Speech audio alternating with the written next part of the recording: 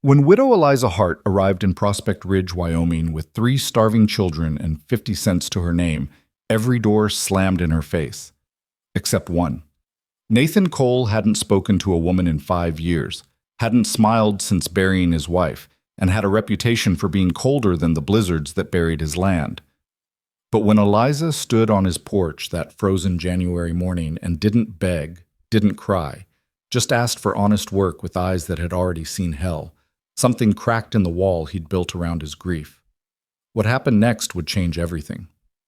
Welcome to a story of survival, second chances, and the kind of love that's forged in blizzards and proven in courtrooms.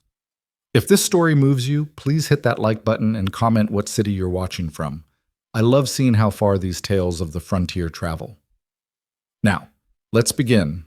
The wind cut through Eliza Hart's threadbare coat like 1,000 frozen knives as she trudged up the last hill toward Prospect Ridge.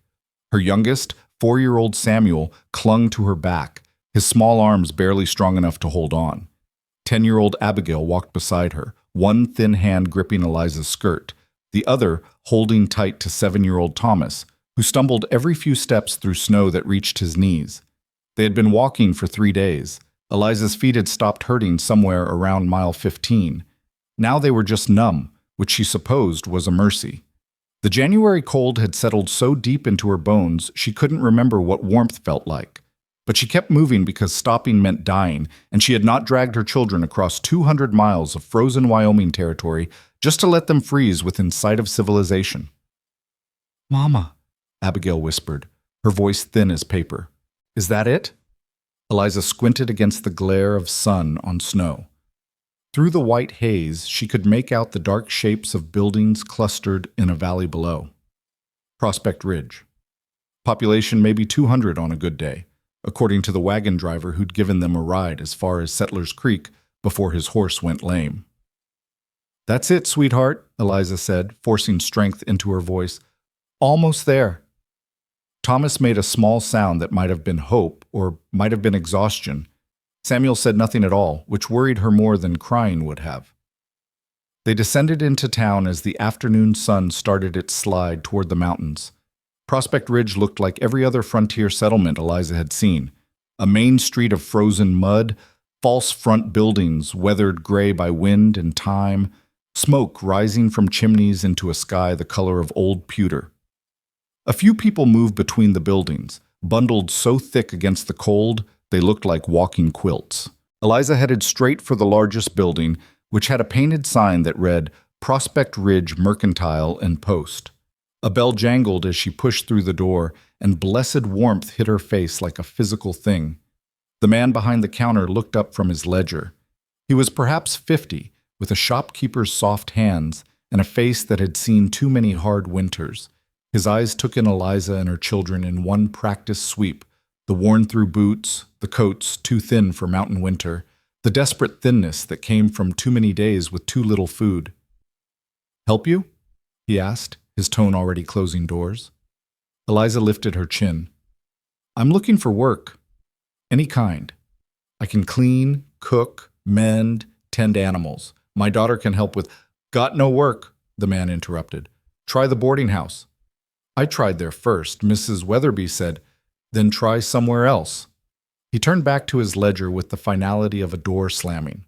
Eliza stood there for a moment, feeling her children pressed against her legs, feeling the weight of 3 days walking and 6 months running and years of trying to outpace the kind of grief that followed you like a shadow. Then she turned and walked back into the cold. The pattern repeated itself 4 more times. The boarding house had no rooms and no need for help.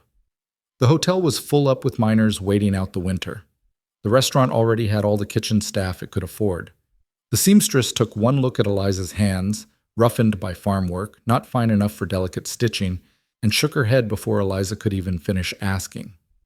By the time the sun touched the mountain peaks, turning the snow orange and gold, Eliza had knocked on every commercial door in Prospect Ridge. She stood in the middle of the frozen street, her children huddled around her like small birds around a dying flame, and felt something very much like despair settle over her shoulders. "Mama?" Abigail's voice was very small. "What do we do now?" Eliza looked down at her daughter's face, too thin, too pale. but still full of trust that Mama would fix things, Mama would find a way. Behind Abigail, Thomas swayed on his feet, his eyes glazed with exhaustion. Samuel hadn't spoken in hours. "We'll figure something out," Eliza said, though she had no idea what that something might be. "You might try the Cole Ranch," a voice said behind her. Eliza turned to find an older woman standing in the doorway of the mercantile. She had iron-gray hair pulled back in a severe bun, and eyes that had seen too much to be easily fooled, but there was something in her face that wasn't quite hardness. "Nathan Cole runs cattle about 5 miles north of here," the woman continued. "Big spread. He might need help." The shopkeeper appeared behind the woman. "Martha, don't go filling her head with fool notions. Cole don't hire women. Never has. Never will." "She didn't ask if he was easy," Martha said, without turning around. "She asked for work. The Cole Ranch is work. Whether he'll give it to her, well, that's between them." "It's 5 miles, the shopkeeper protested. "In this cold with those children, then I guess she'd better get started while there's still daylight." Martha's eyes found Eliza's. "Follow the north road till you hit the creek. Cole's land starts where the willow breaks begin. Can't miss the house. It's the only thing standing for miles." "Thank you," Eliza said, meaning it with everything she had left. Martha nodded once. Then she ducked back into the mercantile and returned with a bundle wrapped in brown paper. "For the walk," she said, pressing it into Eliza's hands. "No charity. You'll work it off if Cole hires you." Inside the paper were 4 thick slices of bread and a chunk of hard cheese. Eliza's throat closed up tight. "Thank you," she whispered again. "Don't thank me yet," Martha said. "Nathan Cole is harder than frozen ground and twice as cold. He's been alone out there since his wife died 5 years back, and he's turned away every woman who ever came looking for work, charity, or anything else. But he's fair, I'll give him that. If you can prove you're worth hiring, he'll hire you. If you can't," she shrugged, "well, town will still be here tomorrow." "What if there is no tomorrow?" Eliza asked quietly. Martha's eyes softened just a fraction. "Then you'd best walk fast." The north road was barely a road at all, just 2 frozen ruts cutting through an ocean of white. Eliza gave each child a piece of bread and made them eat it slowly, though she could see Samuel's hand shaking so hard he could barely hold it. She saved the cheese for later, when they'd need the strength more. The sun was sinking fast now, painting the snow in shades of rose and lavender. In summer, 5 miles would be nothing.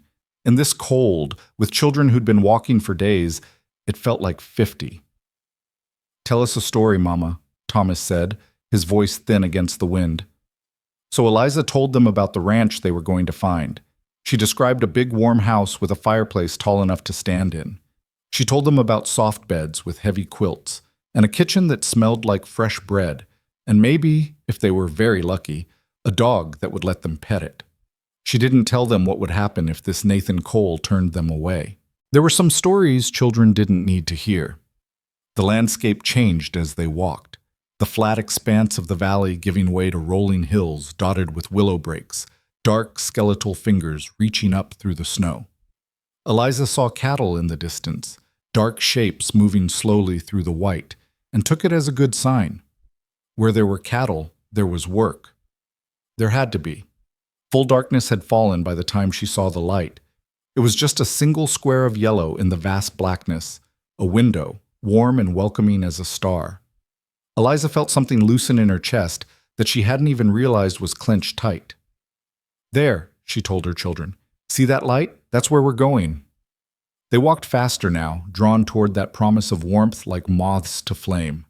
As they got closer, the house took shape around the light, a low, sprawling structure built of logs and stone, solid as the mountains themselves.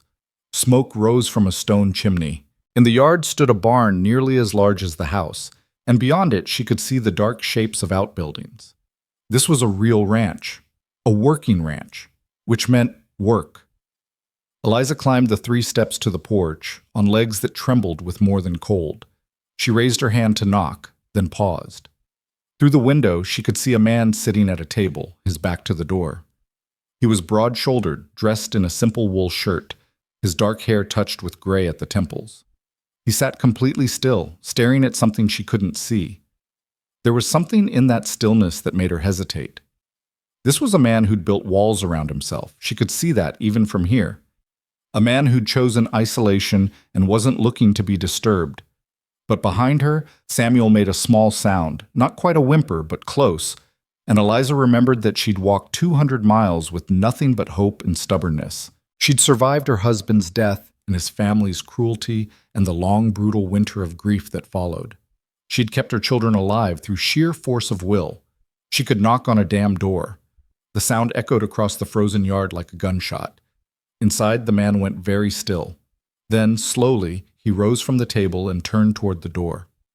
When Nathan Cole opened it, Eliza got her first clear look at him. He was younger than she'd expected, maybe 40, with a face carved from granite and eyes the color of winter sky. There were lines around those eyes that spoke of years spent squinting into sun and wind, and a hardness in his jaw that said he knew how to say no and meant it. He looked at Eliza, then at her children. His expression didn't change by so much as a flicker. "We're not buying anything," he said. His voice was deep, rough from disuse. "And I don't do charity." "I'm not selling anything," Eliza said, keeping her voice steady. "And I'm not asking for charity. I'm asking for work." Something flickered across his face, surprise maybe, or the ghost of some emotion he'd thought long dead. "I don't hire women." "Why not?"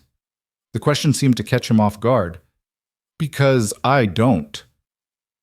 "That's not a reason. That's just stubbornness." His eyes narrowed. "You're on my land asking me for work, and you're calling me stubborn?" "I'm calling it like I see it."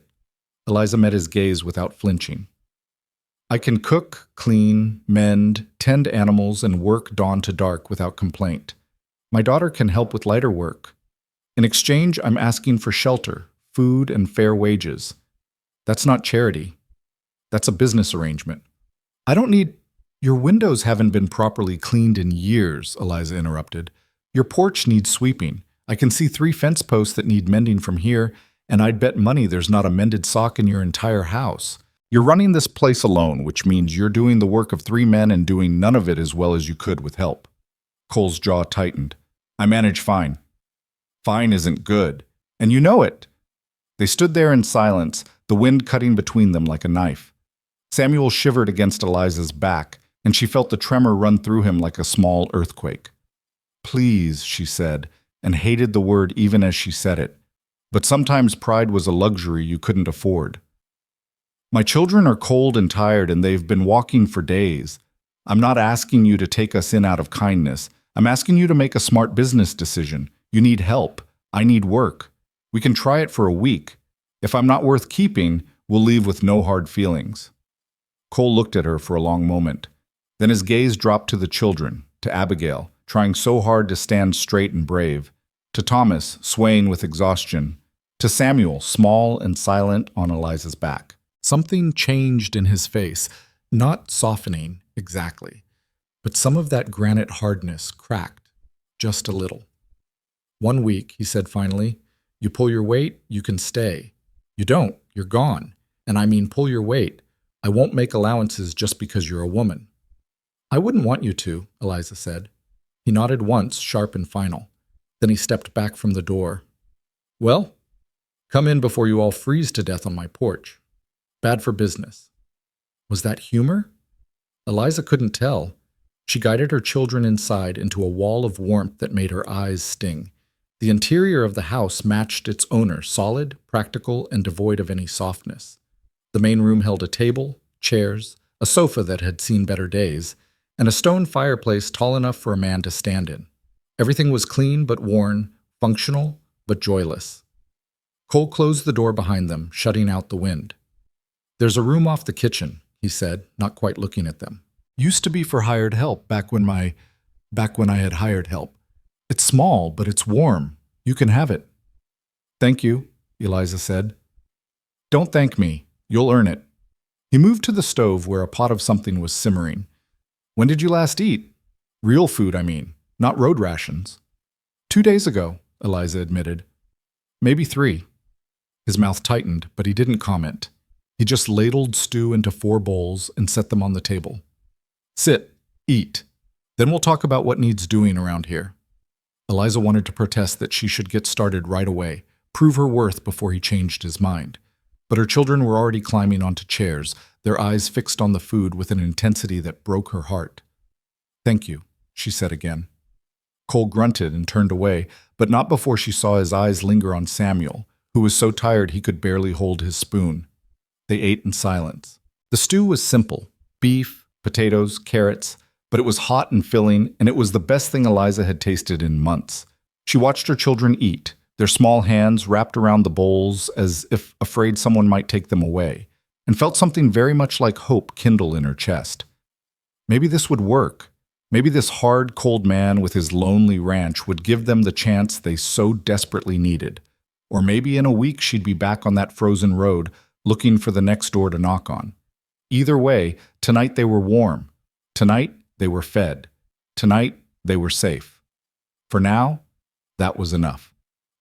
After the children had eaten their fill, and then some, Cole showed them to the room off the kitchen. It was small, as promised, barely large enough for the narrow bed and rough dresser that furnished it, but it had a window with real glass and a stove in the corner that Cole lit with efficient, practiced movements. "Quilts in the chest," he said, nodding toward a wooden trunk at the foot of the bed. "Should be enough for all of you. Kitchen pump's just through that door if you need water. Privy's out back, but there's a chamber pot under the bed for the night. Too cold for children to be going outside." Eliza nodded, committing it all to memory. "What time do you need me up in the morning?" "5, Cole said. Then seeing her face, "Too early?" "No," Eliza said quickly. 5 is fine." "Good. I'll show you around tomorrow, tell you what needs doing." He paused in the doorway, his broad shoulders filling the frame. "Your children stay close to the house until they know the land. Cattle can be unpredictable this time of year, and there's a creek about a quarter-mile south that's frozen solid. Looks safe, but the ice is thin in places. Last thing I need is someone falling through. I'll make sure they understand." He nodded once more and left, closing the door quietly behind him. Eliza stood in the center of the small room and felt her legs start to shake. She'd been running on nothing but will for so long that now, with a roof over her head and food in her belly, her body was finally admitting how close to the edge they'd all been. "Mama?" Abigail's voice was soft. "Are we staying?" "For a week," Eliza said. "Maybe longer if I can prove we're worth keeping." "You can," Thomas said with absolute certainty. "You can do anything." Eliza pulled her son close, breathing in the little boy's smell of him, feeling his heartbeat against her chest. "We'll see, baby. We'll see." She got the children settled in the bed, all 3 of them nestled under a pile of quilts that smelled faintly of cedar and lavender. A woman's smell, she thought, and wondered about the wife Cole had lost. The children fell asleep almost instantly, worn out by days of walking and the sudden blessed relief of warmth and safety. Eliza stood by the window, looking out at the frozen landscape silvered by moonlight. Somewhere out there in the darkness was the barn, the cattle, the sprawling emptiness of the ranch. Tomorrow she would learn every inch of it. Tomorrow she would prove that hiring her wasn't a mistake. Tomorrow she would start earning the right to stay. Through the thin wall she could hear Cole moving around the main room, the creak of a chair, the scrape of a boot, the small sounds of a man alone in a house too big for one person. She wondered what he was thinking, whether he was already regretting his decision to let them stay. Then the sound stopped, and silence settled over the house like snow. Eliza crawled into bed beside her children, feeling their warm weight against her, and closed her eyes. For the first time in longer than she could remember, she felt something that might be peace.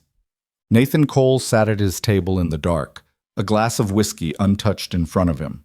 What the hell had he just done? He'd built this life specifically to avoid this exact situation.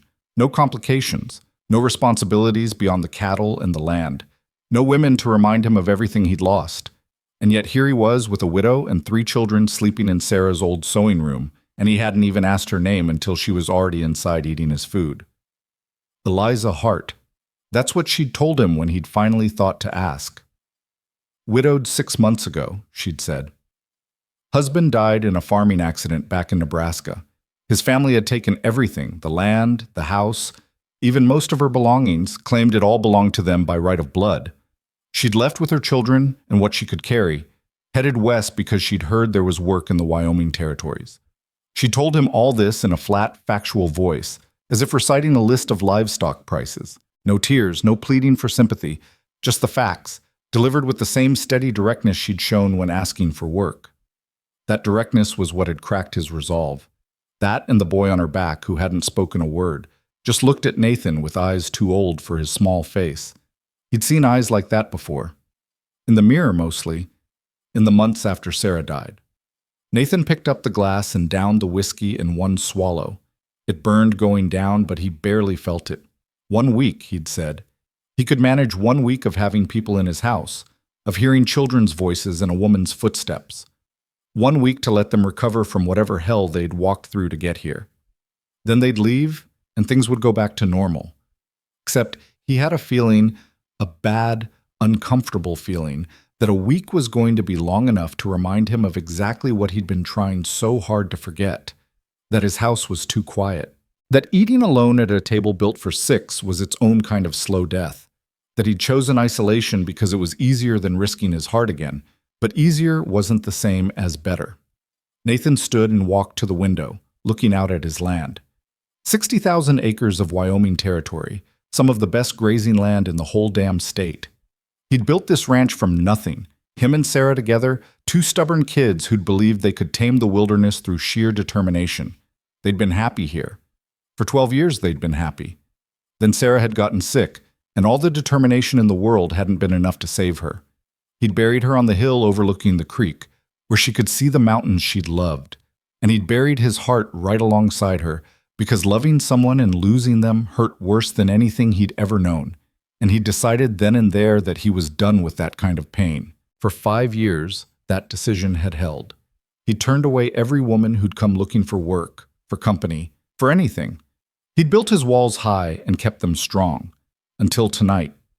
Until a woman with 2 thin children and eyes that didn't know how to beg had asked him for work and looked at him like she expected him to say no, but was prepared to hear it with dignity. Nathan pressed his forehead against the cold window glass. 1 week. That's all this was. 1 week of charity disguised as employment, and then they'd be gone and he could go back to his quiet, empty life. He almost believed it. Eliza woke to darkness and the sound of movement in the main room. For a moment she didn't know where she was. The bed was too soft, the air too warm, the silence too complete.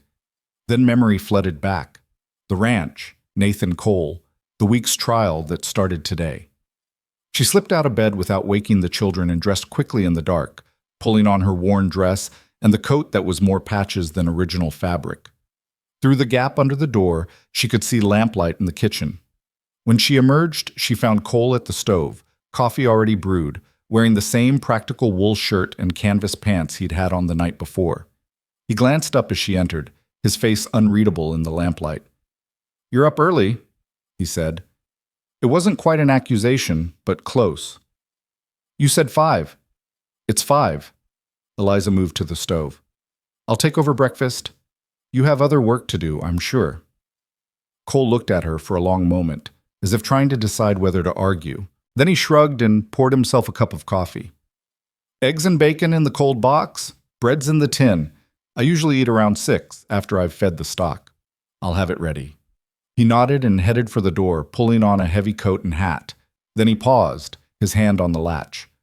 "Mrs. Hart," he said without turning around. "I don't know what you're running from, and I don't need to know. But while you're here, this is a working ranch. I'll expect you to pull your weight same as any hired hand. No special treatment. You understand?" "I wouldn't want special treatment," Eliza said. "I just want a fair chance to prove I'm worth keeping." "Then we understand each other." He opened the door, letting in a blast of cold air. "Welcome to the Cole Ranch. Let's see if you last the week." Then he was gone, his boots crunching through the snow toward the barn. Eliza stood in the warm kitchen, listening to the silence he'd left behind, and felt a smile tug at her lips. Fair was all she'd ever wanted. Fair was something she could work with. She rolled up her sleeves and got to work. The bacon was sizzling in the pan when Nathan came back in, stamping snow from his boots. Eliza had the table set, coffee poured, and eggs ready to crack the moment she heard his footsteps on the porch. She'd learned long ago that men who worked with their hands expected their meals on time, not when it was convenient. He paused in the doorway, taking in the scene with those winter sky eyes. The table was clean, the coffee steaming, and the smell of breakfast filled the kitchen in a way it probably hadn't in years. Something crossed his face, too quick to name, before the granite mask settled back into place. "Smells good," he said, hanging his coat on the peg. "It'll taste better if you sit down before it gets cold," Eliza replied, sliding eggs onto a plate. The corner of his mouth twitched, almost a smile, but not quite. He sat, and Eliza placed the plate in front of him. 4 eggs, 6 strips of bacon, 3 slices of bread toasted golden on the stove. A working man's breakfast. Nathan looked at the plate, then at her. "You planning to feed an army?" "I'm planning to feed a man who's been doing the work of 3, Eliza said. "You can't run a ranch this size on coffee and stubbornness." This time, he definitely almost smiled. "You've got opinions about how I run my ranch now?" "I've got opinions about how you're running yourself into the ground," Eliza said, sitting down across from him with her own smaller portion. "But it's your ground to run into." Nathan picked up his fork, shaking his head slightly. "You're a strange woman, Mrs. Hart." "I've been called worse." They ate in silence for a few minutes. Through the thin wall, Eliza could hear her children starting to stir. Nathan heard it too. His eyes flicked toward the sound, then back to his plate. "How old are they?" he asked. "Your children." "Abigail's 10, Thomas is 7. Samuel just turned 4 last month." Eliza kept her voice steady, though talking about her children always made her chest tight. "They're good kids." "They won't be trouble." "Kids are always trouble," Nathan said, but there was no heat in it. "It's their nature." Before Eliza could respond, the door to the small room opened and Abigail emerged, her hair tangled from sleep, one hand holding Thomas's, the other resting protectively on Samuel's shoulder. The 3 of them stood in the doorway, taking in the scene with cautious eyes. Nathan set down his fork. The children stared at him. He stared back. The silence stretched long enough that Eliza was about to intervene when Nathan said, "There's oatmeal on the stove. Your mother can show you where the bowls are."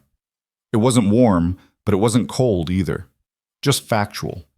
An acknowledgement that they existed and needed feeding. Abigail's shoulders relaxed slightly. "Thank you, sir." "Nathan," he said.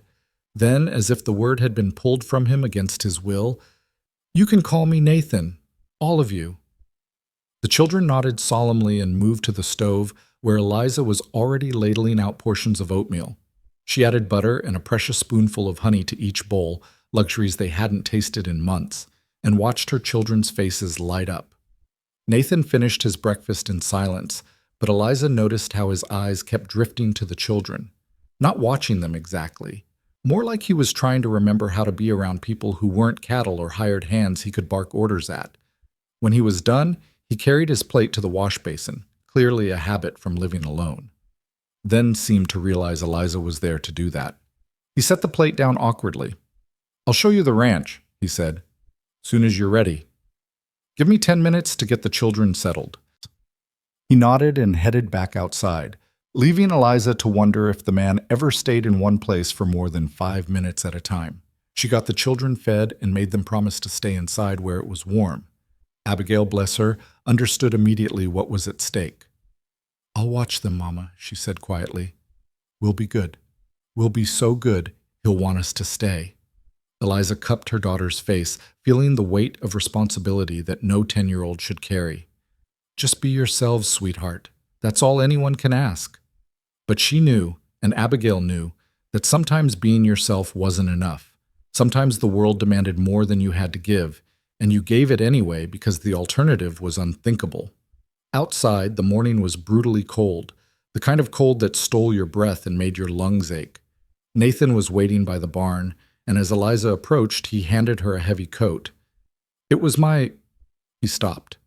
Started again. "It'll be too big, but it's warmer than that thing you're wearing." The coat smelled faintly of lavender and something else. Something feminine. His wife's coat, Eliza realized. She almost refused it, some instinct telling her this was sacred ground, but the cold was already seeping through her thin layers. "Thank you," she said quietly, pulling it on. It swallowed her, the sleeves hanging past her hands, but Nathan was right. It was gloriously warm. He turned away quickly, as if he regretted the gesture already, and pushed open the barn door. This is where we'll spend most of the winter. 50 head of cattle in the near pasture, another 100 spread across the South Range. In summer, we've got close to 500, but winter culling brings us down to breeding stock. The barn was massive, warm with animal heat and the smell of hay and leather. A dozen horses occupied stalls along one wall, their breath steaming in the lamplight. Cattle lowed from the pens beyond. Horses get fed twice a day, Nathan continued, moving through the space with practiced ease. Morning and evening. They need water from the pump. Troughs outside, but we have to break the ice every few hours. Cattle get hay morning and night, more if the temperature drops below 0. Eliza listened, committing every detail to memory. Nathan spoke like a man who'd explained this 1,000 times, but she suspected he'd been talking to himself for years. Chickens are in the coop behind the house, he said, leading her back outside. 2 dozen hens. They're not laying much this time of year, but what eggs we get are yours to cook with. Coop needs cleaning once a week. That'll be your job. Understood. They walked the property for the next hour. Nathan showed her the smokehouse, the root cellar, the equipment shed where tools hung in neat rows on the wall. He pointed out the boundaries of the safe areas and the places she should avoid, the thin ice on the creek, the ravine where cattle sometimes got themselves stuck, the north pasture where an old bull liked to charge anything that moved. "Do you run this entire place alone?" Eliza asked as they headed back toward the house. "Since my foreman moved to California 3 years back, yes." Nathan's jaw tightened. "Had a few hired hands come and go, but nobody wants to winter this far from town. They all head south when the snow starts." "That's a lot of work for one man." "I manage." "You keep saying that." Eliza stopped walking, making him turn to face her.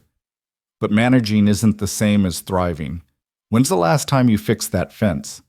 She pointed to a section of split rail that was leaning at a dangerous angle. "Or cleaned those windows? Or mended your own shirts instead of just wearing them till they fall apart?" Nathan's eyes narrowed. "You've been here one night and you're already cataloging my failures?" "I'm cataloging opportunities," Eliza said. "You hired me to work. Let me work." They stared at each other across the frozen ground. The wind picked up, sending snow devils spinning between them. "The windows are drafty," Nathan said finally. "If you can fix that, you'll earn your keep for the week right there." "Consider it done." He nodded once, sharp and final, then headed toward the barn. But he paused after a few steps, his back still to her. "My wife used to say the same thing," he said, his voice so quiet she almost missed it. That managing wasn't the same as thriving. Before Eliza could respond, he walked away, his shoulders set against more than just the wind. She stood there for a long moment, watching him disappear into the barn, and felt the weight of all the grief he carried. It was a weight she recognized. She'd been carrying her own version of it for 6 months. But grief, she'd learned, was like winter. You could let it freeze you solid, or you could learn to move through it, to find ways to stay warm even when everything around you was cold and dead. Nathan Cole had chosen to freeze, and she suspected that was killing him more surely than any Wyoming winter ever could. The morning passed in a blur of work. Eliza found rags in a bucket, mixed vinegar and water the way her grandmother had taught her, and set about washing windows that hadn't seen a proper cleaning in years. The water turned black almost immediately. She worked methodically, starting with the kitchen, then moving to the main room. Each window she cleaned let in more light, made the house feel less like a cave and more like a home. She could see the difference it made, the way the winter sun suddenly reached corners that had been dark, the way the whole space seemed to breathe a little easier. Abigail appeared at her elbow, a rag in hand. "Can I help?" Eliza wanted to say no, wanted to keep her daughter away from any work that might make Nathan think they were taking advantage. But she saw the determination in Abigail's eyes, the need to contribute, to prove their worth, and recognized it because she felt the same thing. "Take the lower panes," she said. "Make sure you get the corners." They worked in silence, mother and daughter, while Thomas entertained Samuel by building towers out of firewood and letting the little boy knock them down. The sound of Samuel's laughter, rare and precious, filled the house like music. Nathan came in for the midday meal to find the windows gleaming and the house full of light and life. He stopped in the doorway, his eyes moving from the clean glass to Eliza to the children, and something complicated crossed his face. "Looks different," he said. "Looks clean," Eliza replied. "There's stew if you're hungry." He was hungry. He sat at the table, the same table where he'd eaten alone for 5 years, and Eliza served him stew thick with vegetables from the root cellar. The children ate quietly, conscious of being on good behavior, while Nathan ate with the single-minded focus of a man who viewed meals as fuel rather than pleasure.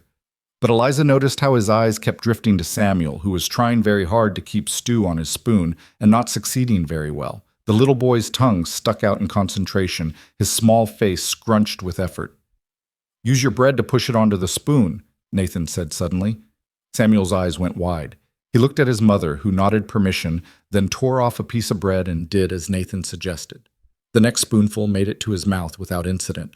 Samuel beamed. "Thank you," he whispered. Nathan grunted and went back to his own meal, but Eliza saw the ghost of something softer in his eyes. After lunch, Nathan took Thomas with him to check the cattle. Eliza watched them go, the tall man and the small boy, and felt a flutter of worry. But Thomas needed to learn ranch work if they were going to stay, and Nathan, well, maybe Nathan needed to remember what it was like to teach someone who still thought learning was an adventure. They returned 2 hours later, both of them red-cheeked from the cold. Thomas was talking a mile a minute about the cattle, about how Mr. Nathan had let him scatter hay, about the calf that had come right up and nuzzled his hand. "He's a natural," Nathan said gruffly. "Didn't spook the herd, didn't complain about the cold. You've raised him right." The compliment, grudging as it was, made Eliza's throat tight.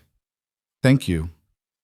That night, Eliza cooked a proper dinner, roast chicken with potatoes and carrots, biscuits made from scratch, even a dried apple pie using fruit from the stores Nathan had laid up for winter. She set the table with actual napkins, lit the lamps, and called everyone to supper. Nathan came in from the evening feeding to find a table that looked like something from before his wife died, before the loneliness settled in like a chronic ache, before he'd convinced himself that this half-life of isolation was all he deserved. He stood in the doorway, snow melting off his boots, and Eliza saw him struggle with something. The urge to run, maybe. Or the urge to stay. "It's just dinner," she said quietly. "Nothing more. Nothing less." Nathan nodded slowly and hung up his coat. He sat at the head of the table, his usual spot, and the children arranged themselves around him like they'd been doing it for years instead of days. Eliza sat at the other end, and for a moment they were a tableau of something neither of them had anymore. A family. The word hung in the air, unspoken but present. Nathan felt it. Eliza saw it in the way his hands tightened on his fork, the way his jaw clenched against whatever he was feeling. But he didn't leave. He stayed, and he ate, and when Samuel asked him if cows got cold in winter, he answered patiently, explaining about their thick hides and the shelter of the willow brakes. After dinner, while Eliza cleaned up, Nathan pulled out a worn deck of cards and taught Thomas a simple game. Abigail watched for a while, then gathered the courage to ask if she could learn too. Nathan hesitated, just for a heartbeat, then dealt her in. Eliza watched from the kitchen, her hands in dishwater, and felt something dangerous bloom in her chest. Hope.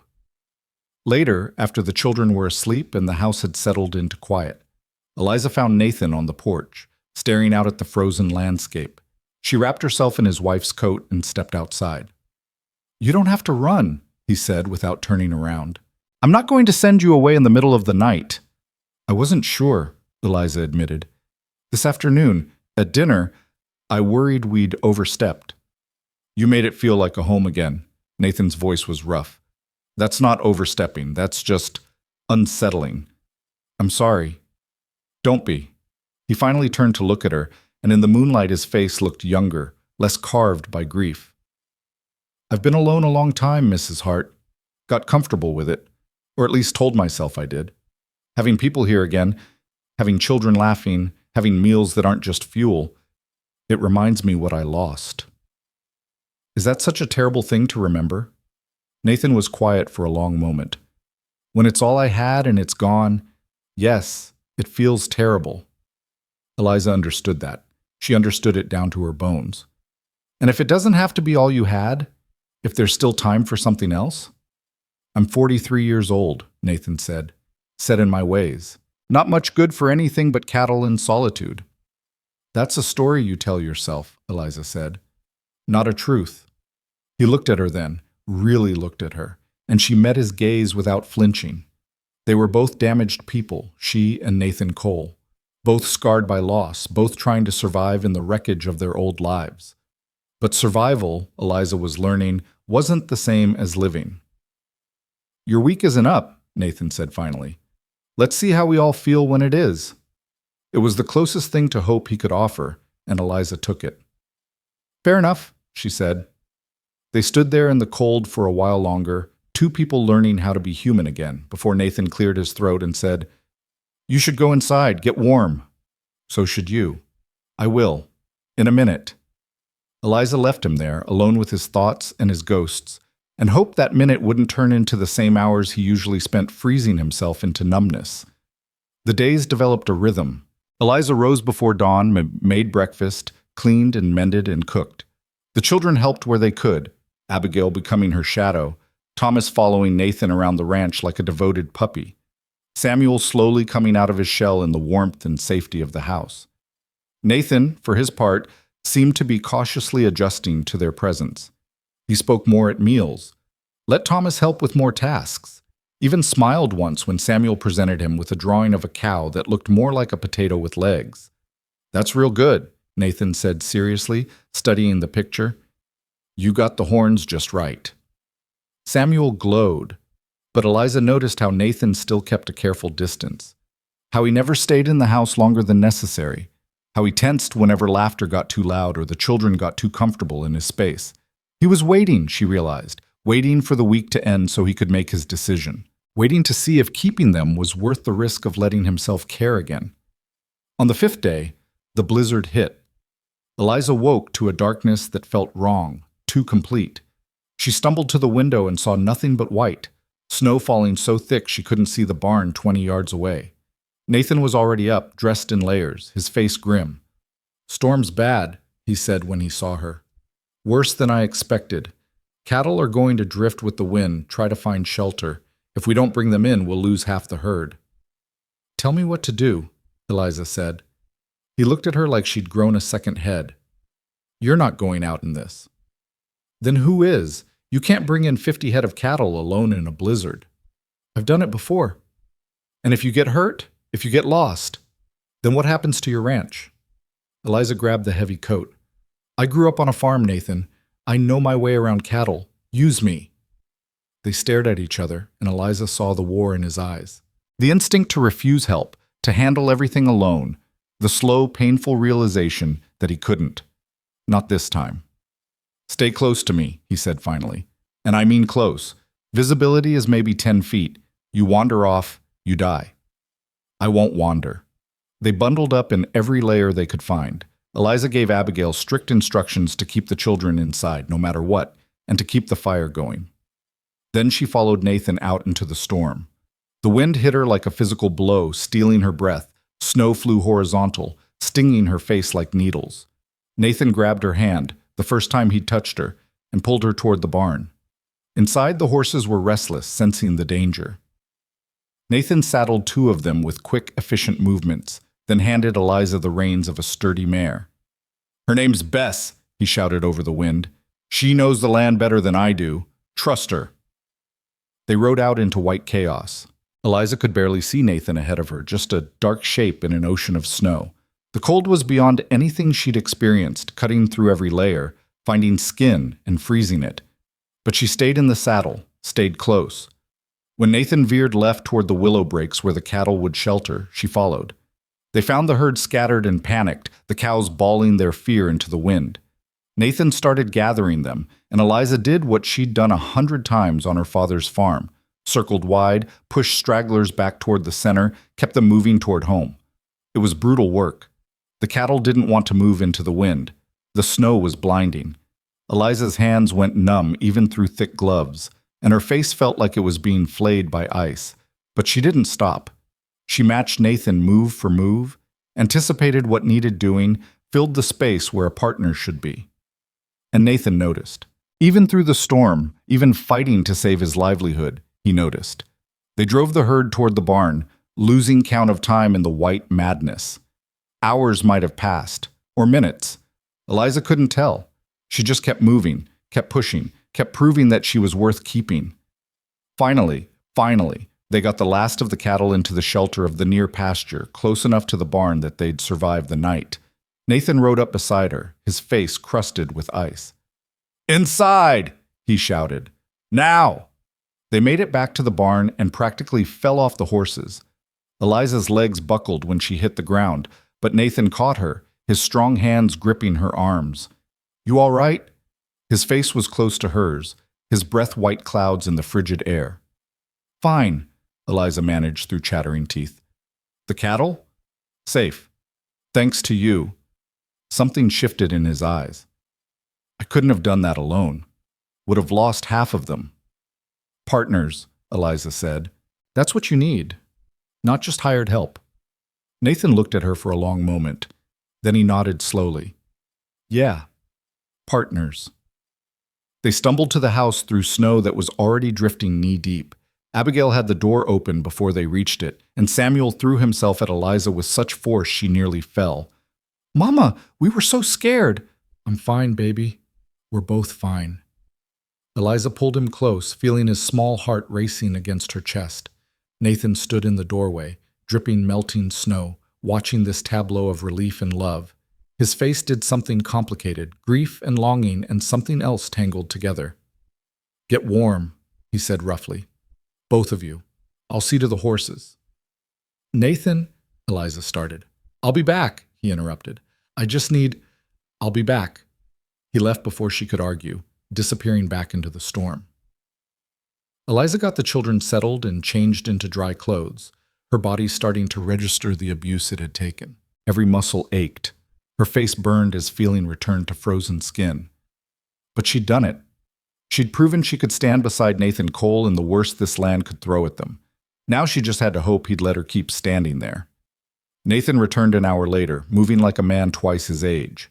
Eliza had hot coffee and food waiting, and she didn't say a word when he sat heavily at the table, his hands shaking slightly as he wrapped them around the mug. They ate in silence while the children dozed by the fire. Outside, the blizzard raged on, but inside it was warm and safe and still. "Tomorrow's the 7th day," Nathan said finally. Eliza's heart clenched. "Yes. I told you 1 week to see if you could pull your weight." "I remember." Nathan set down his mug and looked at her directly. "You saved my herd today. Maybe saved my whole operation. A weaker person would have stayed inside where it was safe." "I'm not a weaker person." "No," he agreed. "You're not." He paused and Eliza held her breath. "The room off the kitchen. It's yours for as long as you need it. You and your children. No more trial period. You've earned the right to stay." Relief flooded through her so fierce it made her dizzy. "Thank you." "Don't thank me. You earned it." Nathan stood, wincing slightly. "I'm going to bed. Storm should blow through by morning. We'll assess the damage then." He headed toward his room, then paused. "Mrs. Hart?"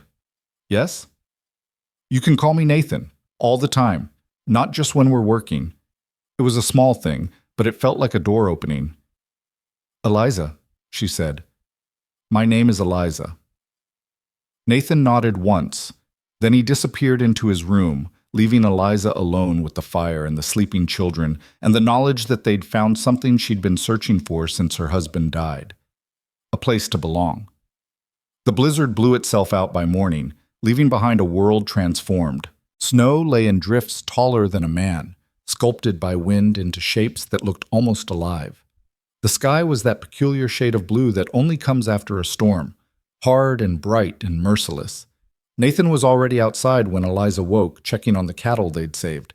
She could see him through the window, moving among the herd with the careful attention of a man counting his survival. Every head of cattle lost was money they couldn't afford to lose, food they wouldn't have come spring. She had breakfast ready when he came in, his cheeks windburned, his eyes tired but satisfied. "Lost 3, he said, hanging up his coat. "Old Bess and 2 yearlings. Could have been 50. Would have been if you hadn't been out there with me. We were lucky, Eliza said, setting eggs in front of him. Luck had nothing to do with it. Nathan met her eyes. That was skill and guts, and I won't pretend otherwise. The compliment settled in her chest like warmth. She'd worked most of her life without recognition, her contributions absorbed into the larger machinery of farm and family. To have someone acknowledge what she'd done, what she was capable of, it meant more than Nathan probably realized. The children emerged from their room, Samuel rubbing sleep from his eyes, Abigail already dressed and ready to help.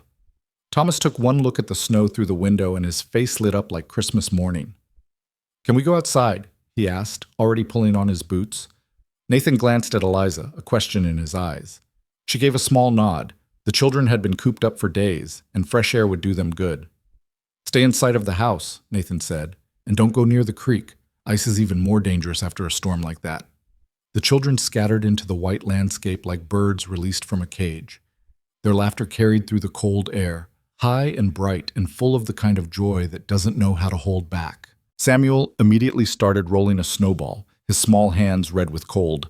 Abigail helped him, showing him how to pack it tight, while Thomas tried to catch snowflakes on his tongue. Nathan stood at the window, watching them. His face did that complicated thing again, the grief and longing mixing with something that might be wonder at the simple fact of children playing in snow. "How long since there were children here?" Eliza asked quietly. "Sarah and I—" He stopped, cleared his throat. "We wanted them. Tried for years.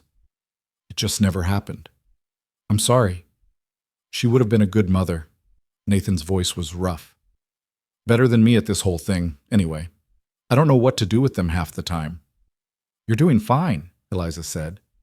"You're feeding them, sheltering them, teaching Thomas about the ranch. That's more than most would do. It's the bare minimum." "The bare minimum is more than we had 2 weeks ago." Eliza moved to stand beside him at the window. "You gave us a chance when no one else would. You let us prove our worth instead of just turning us away. That's not nothing, Nathan." He looked at her then, and she saw something shift in those winter sky eyes. A thawing, maybe. Or the beginning of one. The moment broke when Thomas fell face first into a snowdrift and came up sputtering, snow in his hair and down his collar. Instead of crying, he laughed, a sound so pure and uncomplicated that even Nathan smiled. "He's a tough one," Nathan observed. "He has to be," Eliza said. "They all do." The words hung between them, heavy with everything she wasn't saying. The months of running, of keeping her children safe from people who wanted to take them away, of learning to be both mother and father and provider all at once. Thomas had to be tough because the world didn't give him the luxury of softness. Nathan seemed to hear all of it anyway. "They're safe here," he said. "Long as you're working for me, they're safe." Should have been reassuring. It was reassuring, but there was something in the phrasing that caught at Eliza. "Long as you're working for me," a reminder that this was an arrangement, a business transaction, not something permanent or protected by anything more than mutual benefit. Before she could respond, hoofbeats sounded in the yard. Both of them turned to see 2 riders approaching through the snow, dark shapes against all that white. Nathan's whole body went rigid. "Stay inside," he said, already moving toward the door. "Who are they?" "Trouble." He grabbed his coat and hat. "Keep the children in the house." Eliza called the children inside, her heart suddenly pounding. She recognized that kind of tension in Nathan's shoulders, the same tension she'd seen in her husband when his brothers showed up, looking to take what wasn't theirs. Through the window, she watched Nathan meet the riders in the yard. One was an older man, well-dressed even for travel, with the kind of authority that came from money and position. The other was younger, harder, wearing a badge that caught the winter sun. A lawman. Eliza's blood went cold. She couldn't hear what they were saying, but she could see Nathan's face getting harder, his jaw setting in that stubborn line she'd come to recognize. The older man was doing most of the talking, gesturing toward the house, while the lawman sat silent on his horse, his hand resting casual-like near his pistol. After what felt like an eternity, Nathan turned and walked back to the house. His face was granite, but she saw fury in his eyes. "Get the children in their room," he said quietly. "Now." "Nathan, what—" "Now, Eliza." She herded the children into the small room, told them to stay there no matter what they heard, and came back to find Nathan standing in the middle of the main room, fists clenched at his sides. "There are men here to see you," he said, his voice tight. "They say they're family, say they've come to take Samuel." The world tilted sideways. "No," Eliza whispered. "No, they can't. How did they find us?" "Does it matter?" Nathan's eyes were hard. "They're here with a lawman and papers that say they have legal standing as blood relatives." Eliza felt her knees go weak. She'd known this could happen, had feared it every day since leaving Nebraska. Her husband's brother, Robert Hart, who'd wanted custody of Samuel from the moment his brother died, who'd claimed that a widow with no property and no prospects had no business raising a male heir, who'd taken everything else and still wanted more. "I need to see the papers," she said, trying to keep her voice steady. Nathan opened the door, and the two men came inside, bringing cold air and the smell of expensive tobacco. Robert Hart looked exactly as Eliza remembered, tall, prosperous, with eyes like chips of ice and a smile that never reached them. "Eliza," he said, as if greeting an old friend, "you've led us on quite a chase." "Robert." She forced herself to stand straight, to meet his gaze without flinching. "You have no right to be here." "On the contrary." He pulled papers from his coat. "I have every right. Samuel is my brother's son, which makes him my blood. The law is very clear about the rights of uncles when a father is deceased and a mother is—" He paused, letting his eyes travel over her worn dress, her work-roughened hands. "Unable to provide adequately." "I provide just fine," Eliza said. "Do you?" Robert looked around the house, taking in the simple furnishings, the small room where her children slept.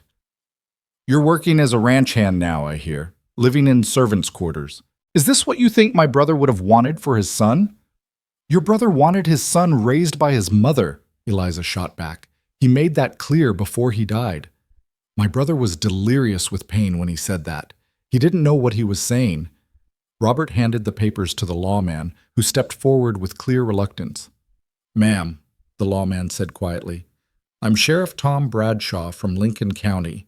These papers are a custody petition filed by Mr. Robert Hart, claiming guardianship of the minor child Samuel Hart on the grounds of inadequate maternal provision. There's a hearing scheduled in Cheyenne in 2 weeks. You'll need to appear and make your case before the territorial judge." Eliza took the papers with hands that shook. The legal language swam before her eyes, but certain phrases stood out. Unfit mother, destitute circumstances, best interests of the child, blood rights superseding maternal claims. "You can't do this," she said, hating how her voice cracked. "Samuel is mine. He's my son." "He's a Hart," Robert said, "and Harts take care of their own. You'll bring him to Cheyenne for the hearing, or I'll have the sheriff remove him from your custody by force. Your choice."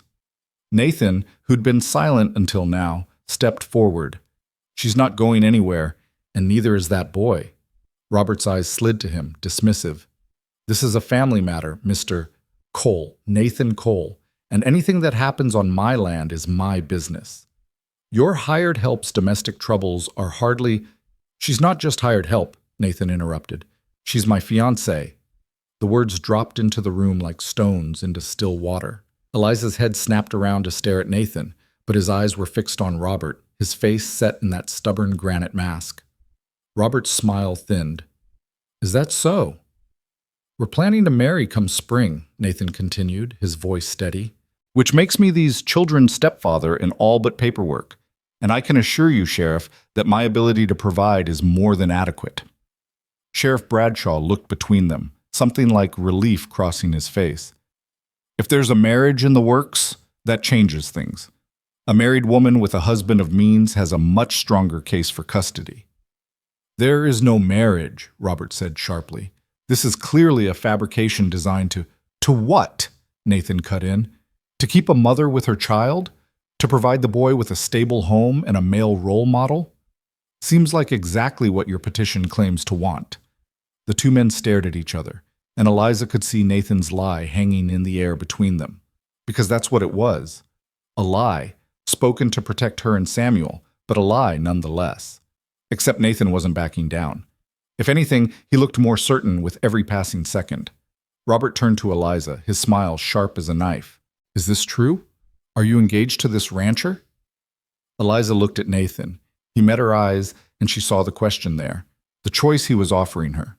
They could tell the truth, and she'd face the hearing alone, with nothing but her word against Robert's money and influence.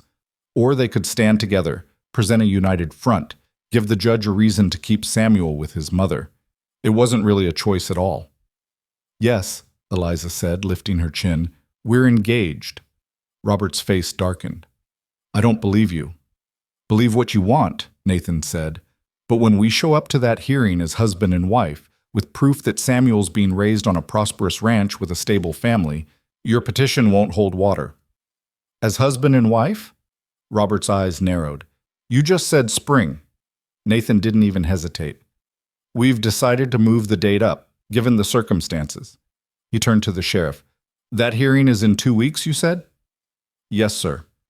Then we'll be married by week's end and have the paperwork to prove it. Nathan's hand found Eliza's, his grip firm and sure.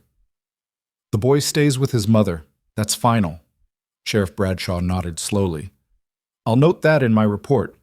Judge Morrison is a fair man. If you can show you're providing a stable home, he'll likely rule in your favor. This is absurd, Robert protested. You can't just— Actually, they can, the sheriff interrupted. Nothing in territorial law prevents a quick marriage, Mr. Hart, and nothing says an uncle's claim supersedes a married mother's rights. Your petition was based on Mrs. Hart being destitute and alone. If she's neither of those things come the hearing, you don't have a case. Robert's face flushed with anger. I'll contest this. I'll prove it's a sham marriage designed to sit— To what? Keep a family together? Nathan's voice was hard. You go ahead and try. But you're standing in my house, questioning my intentions, and I'm about out of patience for it.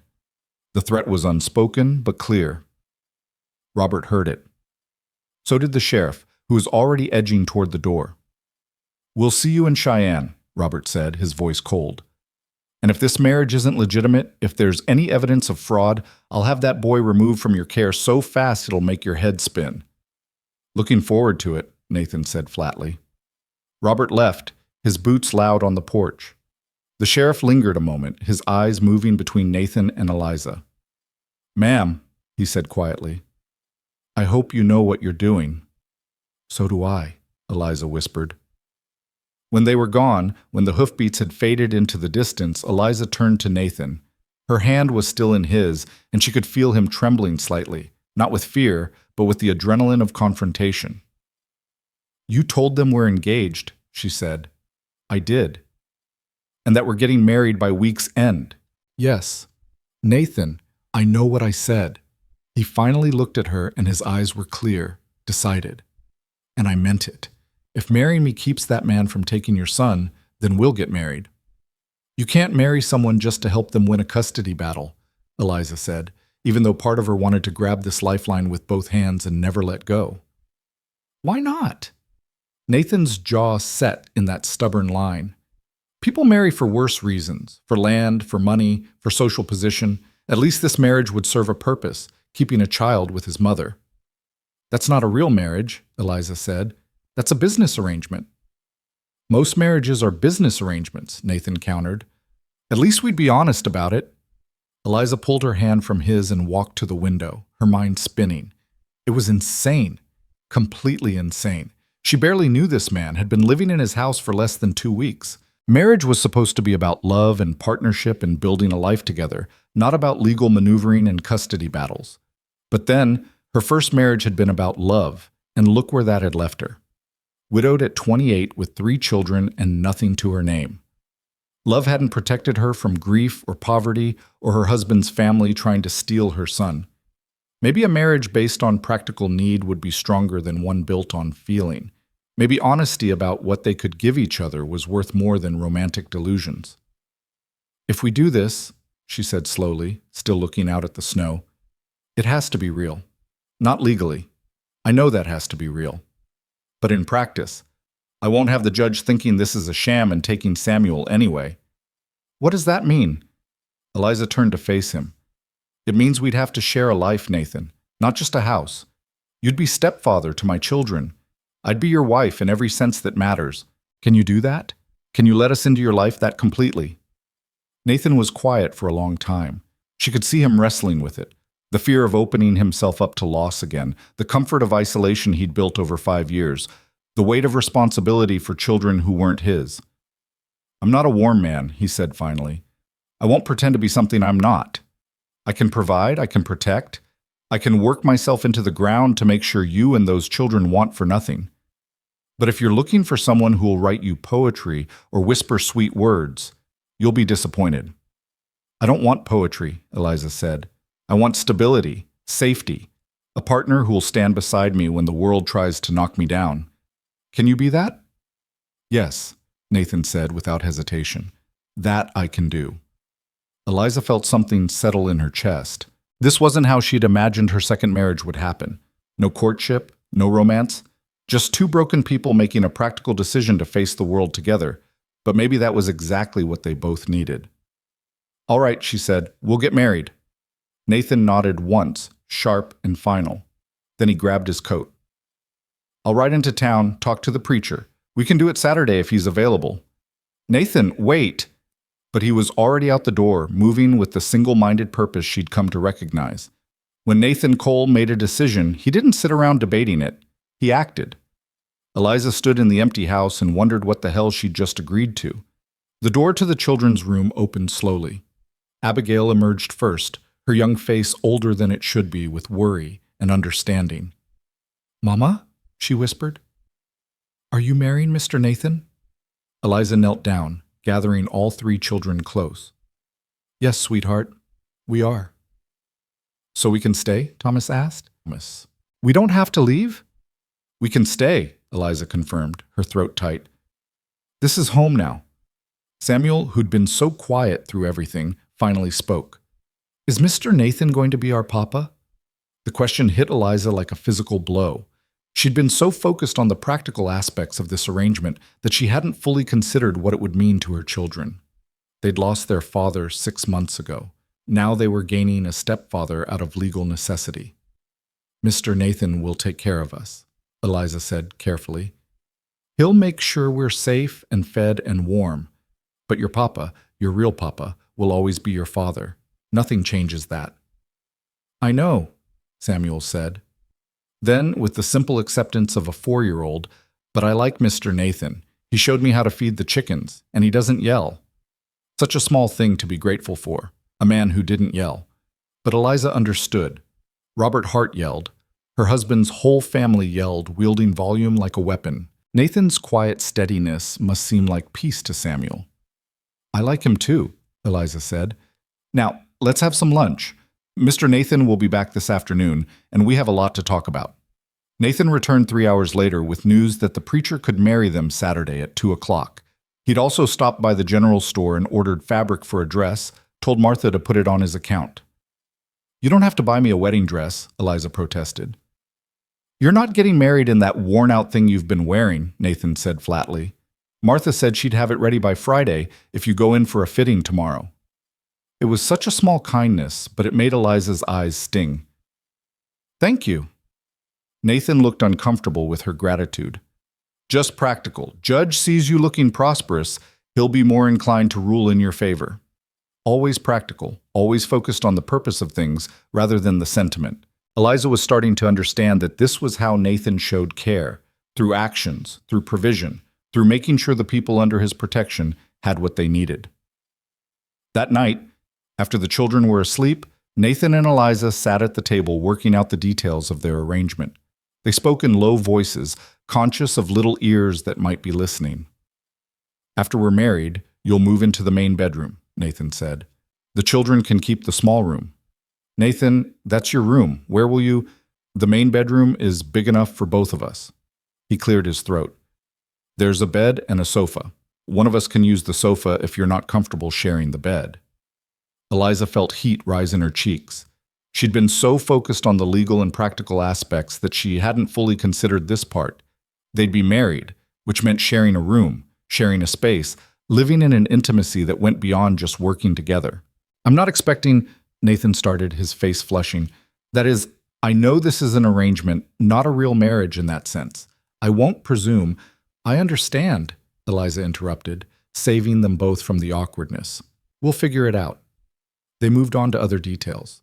Eliza would keep managing the house, cooking, and helping with lighter ranch work. Nathan would handle the cattle and heavier labor. They'd present themselves as a united front, a real family, both for the judge and for any other people who might question their arrangement. We should probably tell people the truth, Eliza said, or at least some version of it, that we're marrying for practical reasons. If Robert starts asking questions, find someone willing to testify this is a sham. It's not a sham, Nathan said firmly. It's unconventional, but it's not a sham. We're two people choosing to build a life together for mutual benefit.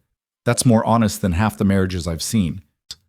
He had a point, and there was something reassuring about his certainty, his refusal to see this as anything shameful or false. What do we tell the children? Eliza asked. The truth, as much as they can understand. That we're getting married so we can be a family, so you can take care of me and I can take care of all of you. They don't need to know about court battles and custody hearings. Eliza nodded. It was a good plan. Simple, honest, age-appropriate. They talked until the fire burned low, working out the details of a marriage born from necessity, but built on something stronger, mutual respect, shared purpose, and the bone-deep understanding that sometimes survival required you to take risks on people you barely knew. When Eliza finally went to bed, she lay awake for a long time, listening to her children breathe in the darkness, thinking about the man in the next room who'd offered her his name and his protection without asking for anything in return. Well, almost anything. He'd asked for honesty, for partnership, for her to pull her weight and stand beside him through whatever came. That was asking a lot, actually, but it was asking for things she could give, things she wanted to give. Maybe that was enough. Maybe a marriage built on what you could offer each other was stronger than one built on feelings that could fade. She'd find out in 3 days. The morning of the wedding dawned clear and cold, the kind of winter day where everything seems sharper, more real. Eliza stood in Martha's back room at the general store, looking at herself in the mirror, and barely recognized the woman staring back. The dress was simple but beautiful, dark blue wool with a fitted bodice and full skirt, warm enough for a Wyoming winter, but elegant enough for a wedding. Martha had added small pearl buttons down the back and delicate lace at the collar and cuffs. "You look like a proper bride," Martha said, pinning Eliza's hair up in a style that was both practical and pretty. "Even if this is the strangest wedding I've ever helped prepare." "You think we're making a mistake," Eliza said quietly. "I think you're making a choice." Martha met her eyes in the mirror. "And sometimes that's all we can do. Make the best choice from the options we have. Nathan Cole is a good man, hard as granite and twice as stubborn, but good. He'll take care of you and those children." "I know." "Do you love him?" The question hung in the air. Eliza considered lying, then decided Martha deserved honesty. "No," she said. "Not yet. Maybe not ever. But I respect him. I trust him. And I think we can build something real together, even if it started for all the wrong reasons." Martha nodded slowly. "That's more than most brides can say, truth be told." She stepped back, surveying her work. "There. You're ready." Eliza looked at herself one more time, at the woman who'd walked into Prospect Ridge 2 weeks ago with nothing, who'd fought through a blizzard to prove her worth, who was about to marry a man she barely knew to keep her son safe. She looked like someone who could survive anything. She looked like someone worth standing beside. She looked like Nathan Cole's wife. The wedding took place in the small church at the edge of town, with Martha and Sheriff Bradshaw serving as witnesses. Nathan stood at the altar in a clean shirt and pressed trousers, his hair combed back, looking uncomfortable in clothes that weren't work-worn. When Eliza walked down the aisle, such as it was, just 10 rows of rough-hewn pews, his eyes widened slightly. She saw him take in the dress, the way Martha had styled her hair, and something shifted in his face. "You look," he started when she reached him, then stopped. "Nice, you look nice." It wasn't poetry, but it was honest, and from Nathan, that meant everything. The preacher kept it short, sensing this wasn't a ceremony that needed elaborate sentiment. They spoke their vows in quiet voices, promising to honor and cherish, to stand together in sickness and health, for richer or poorer. When the preacher said, "You may kiss your bride," Nathan hesitated. Then, gently, he leaned down and pressed his lips to hers, brief and chaste, and somehow more intimate for its restraint. "I now pronounce you husband and wife," the preacher said. And just like that, Eliza Hart became Eliza Cole. They signed the papers with witnesses, made it official and legal and binding. Nathan's hand was steady as he wrote his name. Eliza's trembled slightly, but she signed anyway. Outside the church, her children waited with Martha's daughter. When they emerged, Thomas let out a whoop and threw himself at Nathan, who caught him with surprising ease. "Are you our papa now?" Thomas asked. Nathan looked at Eliza, uncertain. She nodded slightly, giving permission. "I'm your stepfather," Nathan said carefully. "Which means I'll take care of you like you were my own. But your real father, he'll always be your papa. I'm just Nathan. Is that all right?" Thomas considered this seriously, then he nodded. "That's all right. Can I still call you Mr. Nathan?" "You can call me whatever feels right," Nathan said. Abigail approached more cautiously, her young face solemn. "Thank you for marrying Mama," she said. "For keeping us safe." Nathan's throat worked. "You're family now," he said gruffly. "That's what family does." Samuel, shy as always, hung back until Eliza lifted him up. He looked at Nathan with those two old eyes, then reached out one small hand. Nathan took it, his large, rough hand engulfing Samuel's tiny one. "Welcome home," Nathan said quietly.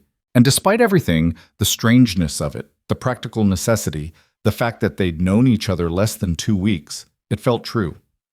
They rode back to the ranch as a family, the children bundled in the back of the wagon, Nathan and Eliza side by side on the bench. The winter sun painted the snow gold, and the mountains stood eternal against the sky. "No going back now," Nathan said as the ranch came into view. "No," Eliza agreed, "no going back." But for the first time in a long time, she didn't want to go back.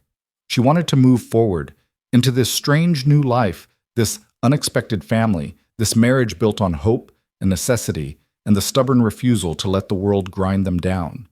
The judge could come. Robert could make his threats. The law could question their choices. They'd face it together. They were the Coles now, and Coles didn't break. That first night as husband and wife, they moved through the evening routine with a carefulness that hadn't been there before. Eliza made dinner while Nathan tended the stock, the children playing quietly by the fire, aware in that way children are that something fundamental had shifted even if they couldn't name exactly what. When Nathan came in from the cold, he hung his coat on the peg like always, washed his hands at the basin like always. But when his eyes found Eliza across the room, there was a question in them that hadn't been there this morning. She was his wife now. This was their home, not just his house where she worked. Dinner was quiet, everyone exhausted from the day's events and emotions. Samuel fell asleep before he finished eating, his small head drooping forward until Eliza lifted him gently and carried him to bed. Abigail and Thomas followed soon after, mumbling their goodnights to both Eliza and Nathan. Then it was just the two of them in the lamplight, and the reality of what they'd done settled between them like a third presence. "I'll get my things moved," Eliza said, breaking the silence, "from the small room to the bedroom." "I already did it," Nathan said, "this afternoon while you were in town. Your clothes are in the dresser, your things on the shelf by the window. I took the sofa. You get the bed." Eliza's throat tightened at this small kindness. "Nathan, you don't have to sleep on the sofa in your own room." "It's our room now," he corrected, "and the sofa's fine. I've slept in worse places." He stood, clearly uncomfortable with the conversation. "I'll check the stock one more time. Give you privacy to get settled."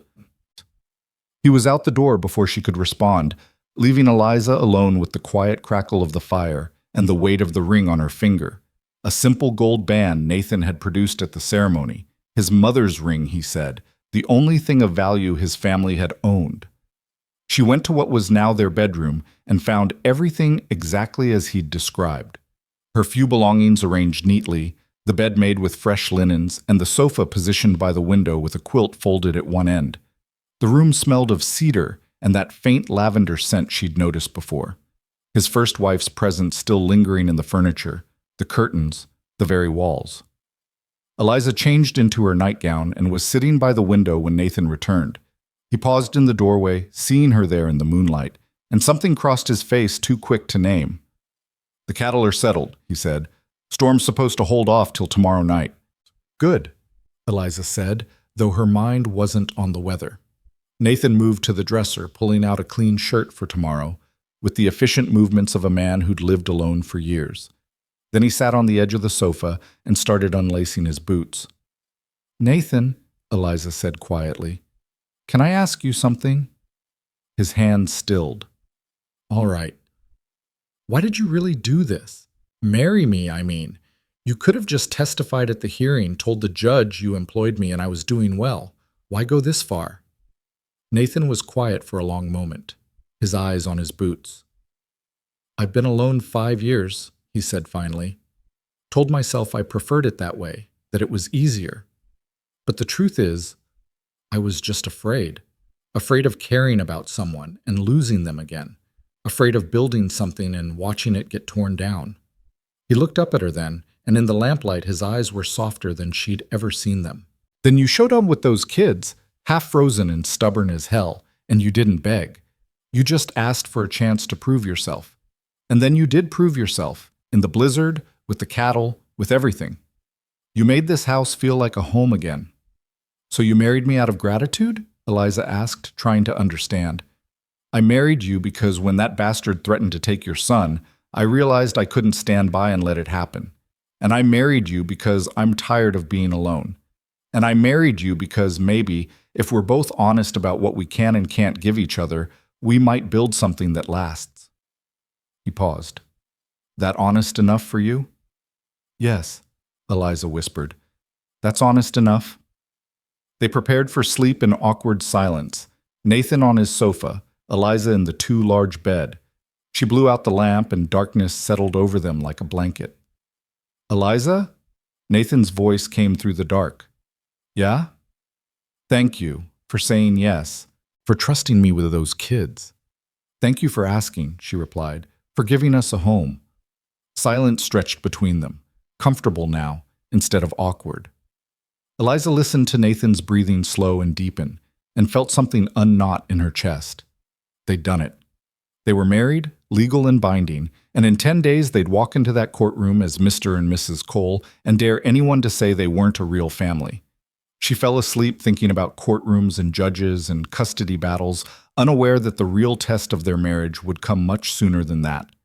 The letter arrived 3 days later, brought by a writer from town who said it had come on the morning stage. Nathan took it with a frown, studying the official seal on the envelope.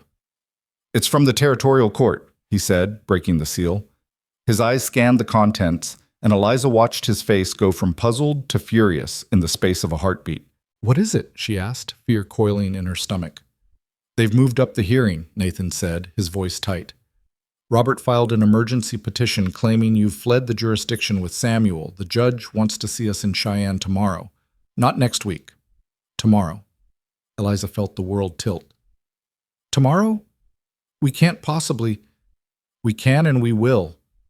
Nathan was already moving, his mind clearly racing through logistics. "We'll leave within the hour, ride hard, and make Cheyenne by nightfall. Martha can watch the other children. I'll send word ahead." "Nathan, the ranch—" "Will survive 2 days without me," he interrupted. "This is more important." Within 30 minutes, they were ready to ride. Nathan had arranged for Martha's husband to check on the stock, had given Abigail careful instructions about keeping the fires going and the children safe, had saddled 2 of his fastest horses and packed supplies for the journey. Eliza said goodbye to her children with a heart that felt like it might break. Abigail was trying so hard to be brave, Thomas looked worried, and Samuel clung to her neck with small arms that didn't want to let go. "We'll be back soon, baby," Eliza promised. "And when we come back, everything will be settled. You'll never have to worry about leaving again." "Promise?" Samuel whispered. Eliza met Nathan's eyes over her son's head. He gave a single, firm nod. "Promise," she said.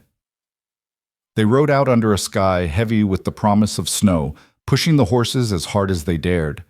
The trail to Cheyenne was treacherous this time of year.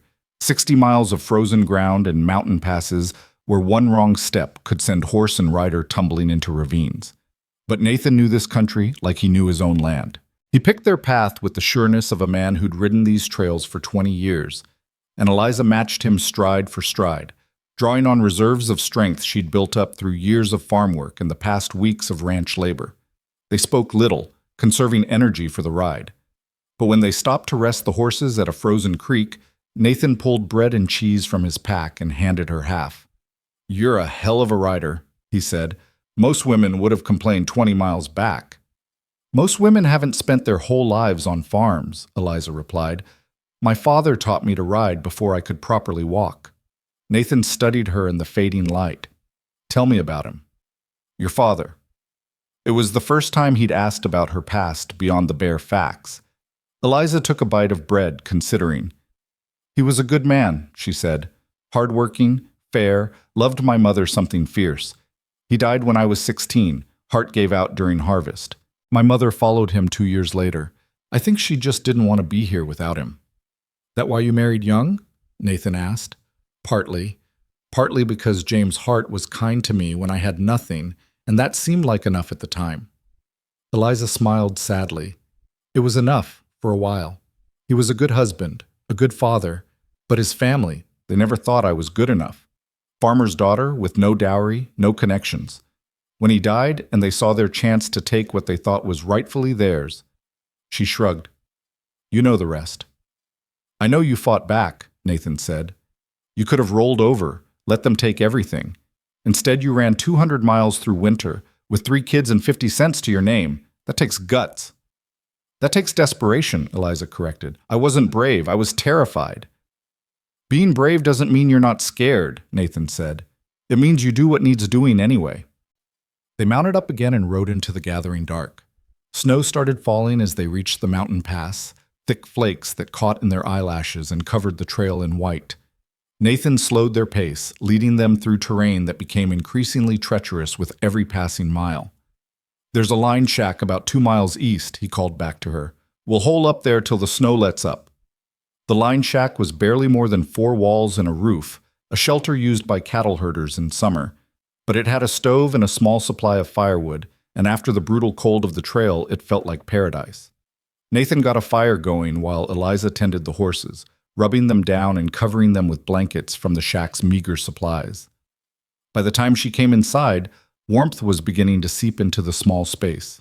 They ate more bread and cheese, washing it down with water from their canteens that had frozen around the edges despite being tucked inside their coats.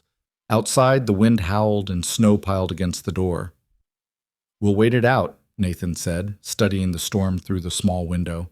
"Should blow through by midnight. We can make Cheyenne by dawn if we ride through the night. Won't the horses be too tired? These are ranch horses, bred for endurance. They can handle it." He settled back against the wall, his eyes on the fire. "Try to sleep. I'll wake you when it's time to move." But Eliza was too anxious to sleep.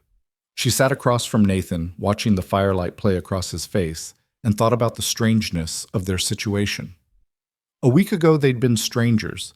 Now they were married, riding through a blizzard to fight for her son's future, trusting each other with their lives and livelihoods. "What was she like?" Eliza asked quietly. "Your wife, Sarah." Nathan's jaw tightened, but he didn't look away from the fire. "She was sunshine," he said finally. "Everything I wasn't. Warm, laughing, full of life. She could make friends with a fence post and had the whole county eating out of her hand within a year of us settling here." "How did you meet?" "Her father ran the feed store in town. I came in to place an order," she smiled at me, "and that was it. I was gone." A small smile tugged at his lips.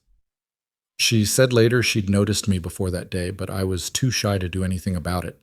So she made the first move, started a conversation, invited me to a church social. 3 months later, we were married. "You loved her very much," Eliza said. "It wasn't a question." "I did," Nathan said simply. "Loved her so much it near killed me when she died. She got sick in the spring, some kind of fever that wouldn't break. Doctor tried everything, but it just got worse and worse. She lasted 3 weeks, and by the end she didn't even know who I was." His voice cracked on the last words, and Eliza saw the grief wash over him, still raw even after 5 years. "I'm sorry," she said inadequately. "Don't be. It's not your fault." Nathan finally looked at her. "But that's why I pulled away from people after. Why I couldn't handle having women around, why I turned everyone away. Because loving someone that much and losing them, it breaks something in you, and I wasn't sure I could survive that kind of breaking twice." "And now?" Eliza asked. "Are you worried you've made a mistake? That I'll love you and lose you too?" Nathan finished. "Every damn day. But I'm doing it anyway because the alternative is dying alone in a cold house, and I finally realized that's its own kind of death." The words hung between them, honest and raw. Eliza felt tears prick her eyes. "I can't promise I won't die," she said. "None of us can promise that." "I know," Nathan said, "but maybe this time, if something happens, I won't be alone when it does. And maybe that's enough." They sat in silence after that, the storm raging outside, the fire crackling between them. Eliza thought about her first husband, about the love she'd had and lost, about how grief had shaped her into someone who didn't believe in fairy tales anymore but still believed in fighting for what mattered. "Nathan," she said softly. "Yeah? I think we're going to be all right. You and me. This family we're building." He looked at her across the firelight, and something in his eyes softened. "Yeah," he said. "I think we might be." They reached Cheyenne just as the sun was rising, painting the territorial capital in shades of pink and gold. The city was waking up around them, shopkeepers opening their doors, laborers heading to work, the streets filling with the noise and bustle of civilization. Nathan led them straight to the courthouse, an imposing brick building that dominated the town square. They tied up their exhausted horses and climbed the steps, their clothes still dusty from the trail, their faces wind-burned and tired. The courtroom was already filling with people. Eliza spotted Robert immediately, immaculate in an expensive suit, flanked by 2 lawyers who looked like they ate nails for breakfast. When he saw her and Nathan, his expression went cold. "Mrs. Cole," he said, emphasizing the name like an accusation.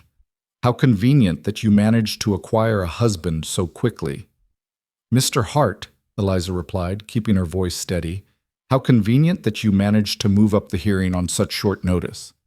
"The judge wants to ensure the child's welfare isn't compromised by delay," Robert said smoothly. "Surely you understand." Before Eliza could respond, a bailiff called the court to order. Judge Morrison entered, a man in his 60s with sharp eyes and a no-nonsense expression that suggested he'd heard every lie and excuse the frontier had to offer. "This is an emergency custody hearing regarding the minor child Samuel Hart," the judge said, settling behind his bench. "Mr. Robert Hart has petitioned for custody on the grounds that the child's mother is unable to adequately provide. Mrs. He consulted his papers. "Cole, you've filed a counterpetition claiming the original petition is without merit. Is that correct?" "Yes, Your Honor," Eliza said, standing. Nathan stood with her, his hand finding the small of her back in silent support. "Before we proceed, I need to establish the facts," Judge Morrison continued. "Mrs. Cole, you were married how long ago?" 5 days, Your Honor." The judge's eyebrows rose. 5 days, and how long had you known Mr. Cole before marrying him?" 2 weeks, Your Honor." A murmur ran through the courtroom. Robert's lawyer stood, sensing an opening. "Your Honor, this clearly demonstrates the suspicious nature of this marriage. Mrs. Cole, conveniently acquired a husband mere days after learning of the custody petition. This reeks of fraud designed to circumvent the legitimate concerns of the child's blood relatives." "Is that true, Mrs. Cole?" the judge asked. "Did you marry Mr. Cole specifically to avoid this custody hearing?" Eliza felt Nathan's hand press more firmly against her back, steadying her. She lifted her chin and met the judge's eyes. "I married Nathan Cole because he offered me partnership, protection, and a home for my children," she said clearly. "Did the custody petition influence our timing?" "Yes, Your Honor, it did. But the marriage itself is completely legitimate.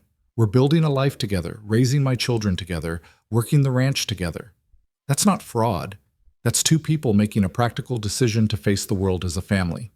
A family of 2 weeks, Robert's lawyer scoffed. Your Honor, this woman is clearly using Mr. Cole to— I'm going to stop you right there, Counselor, Judge Morrison interrupted, because I want to hear from Mr. Cole himself. He fixed Nathan with a penetrating stare. Mr. Cole, you're a rancher of some standing in this territory. You've been established here for how long? 20 years, Your Honor, Nathan said, his voice steady. And in those 20 years, you've built a successful operation? I have. 60,000 acres, 500 head of cattle, profitable every year for the past decade. So you're not a man easily fooled or manipulated? No, Your Honor, I'm not. Then explain to me why a successful rancher would suddenly marry a widow he's known for 2 weeks and take on 3 children that aren't his blood. Nathan was quiet for a moment. When he spoke, his voice carried through the courtroom with absolute conviction. Because I was alone, he said simply. And being alone was killing me slower than any disease ever could. Because Eliza Hart showed up at my door asking for work, not charity, and proved herself worth keeping in every way that matters. Because her children needed a father, and I needed a family, and sometimes practical need is a better foundation for marriage than romantic notions that fade when times get hard. He turned to look at Robert directly. And because when I heard that a man was trying to take her son away, a boy who'd already lost his father, who'd already been through more grief than any 4-year-old should know, I couldn't stand by and let it happen. Not when I had the means to stop it. The courtroom was silent. Judge Morrison leaned back in his chair, studying Nathan with those sharp eyes. That's quite a statement, Mr. Cole. It's the truth, Your Honor. The truth is that this marriage is a sham, Robert's lawyer insisted. They're not even living as man and wife. They've known each other 2 weeks, for heaven's sake. This is a legal arrangement designed to— We share a home, Nathan interrupted, his voice hard. We share meals, work, responsibility for those children. We're building something real, Counselor, whether you want to believe it or not. Can you prove that? The judge asked. Can you prove this marriage is legitimate and not just a legal maneuver? Nathan reached into his coat and pulled out a folded paper. This is a letter from Martha Brennan, who runs the general store in Prospect Ridge. She's known me for 20 years. She witnessed our wedding, and she'll testify that Eliza and her children have been living at my ranch, that we're functioning as a family unit, that the marriage is legitimate in every legal sense. He handed the letter to the bailiff, who passed it to the judge. Morrison read it slowly, his expression giving nothing away. Mrs. Brennan speaks highly of both of you, the judge said. She says the children are thriving, that Mrs. Cole has proven herself an excellent ranch manager, and that you, Mr. Cole, have opened up your home and heart in a way the whole town has noticed. He set the letter down. That's compelling testimony. It's the testimony of someone biased in their favor, Robert's lawyer argued. Of course, people in a small town will support their own, but that doesn't change the fact that blood relatives have legal standing. Blood isn't everything, Counselor, Judge Morrison interrupted. And the law is clear. A married woman with a husband of means has the right to raise her children unless there's evidence of abuse, neglect, or abandonment. Do you have any such evidence? The lawyer hesitated. No, Your Honor, but then I'm not sure what we're doing here. The judge turned to Robert. Mr. Hart, I understand you lost your brother, and you want to honor his memory by caring for his son. That's admirable. But from everything I'm seeing, Samuel is being cared for. He has a home, a mother who clearly loves him, and a stepfather willing to provide for him. What exactly is your objection? Robert stood, his face flushed. My objection is that my brother's son is being raised by strangers in the middle of nowhere, cut off from his blood family, from his heritage. His heritage, Eliza cut in, unable to stay silent any longer. You took his heritage, Robert. You took the land his father worked, the house we lived in, everything James built. You left us with nothing and then had the gall to claim I couldn't provide adequately. Well, I found a way to provide. I found a partner, a home, a future for my children. And now you want to take that away too? Her voice broke on the last words, and she felt Nathan's hand find hers, his fingers lacing through hers in silent support. I know what you really want, Eliza continued, her voice steadier now. You want Samuel because he's James's heir, because someday he might have a claim to what you took. But he's not property to be fought over. He's a little boy who needs his mother, who needs stability and love and the chance to grow up without being torn between adults who can't see past their own pride. She met Robert's eyes across the courtroom. Let him go, Robert. Let all of us go. Move on with your life and let us move on with ours. The silence that followed was absolute. Judge Morrison looked from Eliza to Robert to Nathan, his expression thoughtful. Mr. Hart, he said finally, do you have anything else to add? Robert's jaw worked, fury and something else, maybe recognition that he'd lost, warring in his eyes. No, Your Honor. Then here's my ruling. Judge Morrison picked up his gavel. The emergency custody petition is denied. Mrs. Eliza Cole retains full custody of her minor children, including Samuel Hart. The marriage between Mrs. Cole and Mr. Nathan Cole is recognized as legitimate by this court, and Mr. Cole is recognized as stepfather to all 3 children with all the rights and responsibilities that entails. The gavel came down with a sharp crack that echoed through the courtroom like a gunshot. Furthermore, the judge continued, Mr. Robert Hart is barred from filing any future custody petitions regarding Samuel Hart without substantial new evidence of abuse, neglect, or abandonment. This matter is closed. Eliza felt her knees go weak. Nathan's arm came around her waist, holding her up, and she leaned into him without thinking. They'd won. Robert stood frozen for a moment, then turned and stalked from the courtroom without a word, his lawyers scrambling to follow. The remaining spectators began filing out, but Eliza couldn't move. She just stood there, Nathan's arm around her, trying to process that it was over. Come on, Nathan said quietly. Let's go home. Home. The word had never sounded so good. They walked out of the courthouse into morning sunshine, and Eliza felt like she could finally breathe again. Samuel was hers. The children were safe. They had a home, a family, a future that no one could take away. Nathan helped her onto her horse, his hands gentle, and for a moment their eyes met. Something passed between them. Gratitude, relief, and maybe the first fragile threads of something deeper. Thank you, Eliza said, for everything, for standing up there and fighting for us. We're family now, Nathan said simply. That's what family does. They rode out of Cheyenne as the town came fully to life around them, leaving the courthouse and the custody battle and the last remnants of Eliza's old life behind.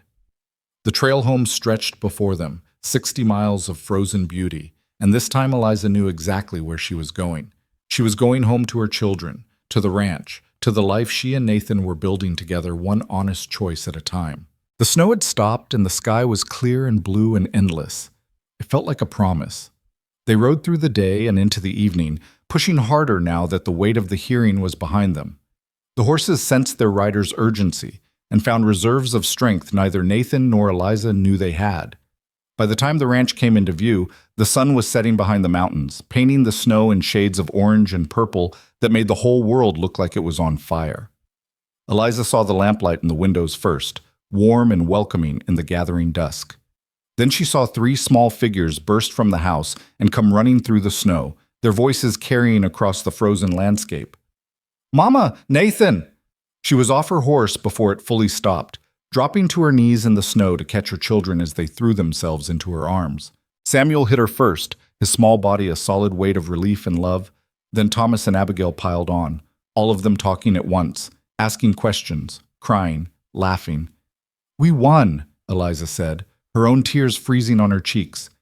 "Samuel's staying. We all are. Forever." "Forever," Samuel whispered, his eyes wide. "Forever," Eliza confirmed, squeezing him tight. Over her children's heads, she saw Nathan dismounting more slowly, his body stiff from 2 days of hard riding. Martha emerged from the house, wrapping her shawl tight against the cold, and the relief on her face told Eliza that the waiting had been just as hard for those left behind. "Thank the Lord," Martha said. "I've been worried sick. How did it go?"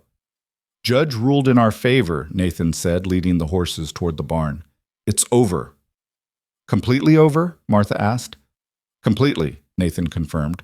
"Robert can't file again without new evidence, and there won't be any new evidence because we're a family now. Legal and binding. Martha's eyes went from Nathan to Eliza and back again, and something like understanding crossed her face. "Well then," she said softly. "Welcome home, Mrs. Cole." The words hit Eliza harder than she expected. Mrs. Cole. Not Mrs. Hart anymore, not the widow trying to outrun her past. She was Eliza Cole now, with a home and a husband and a future that belonged to her.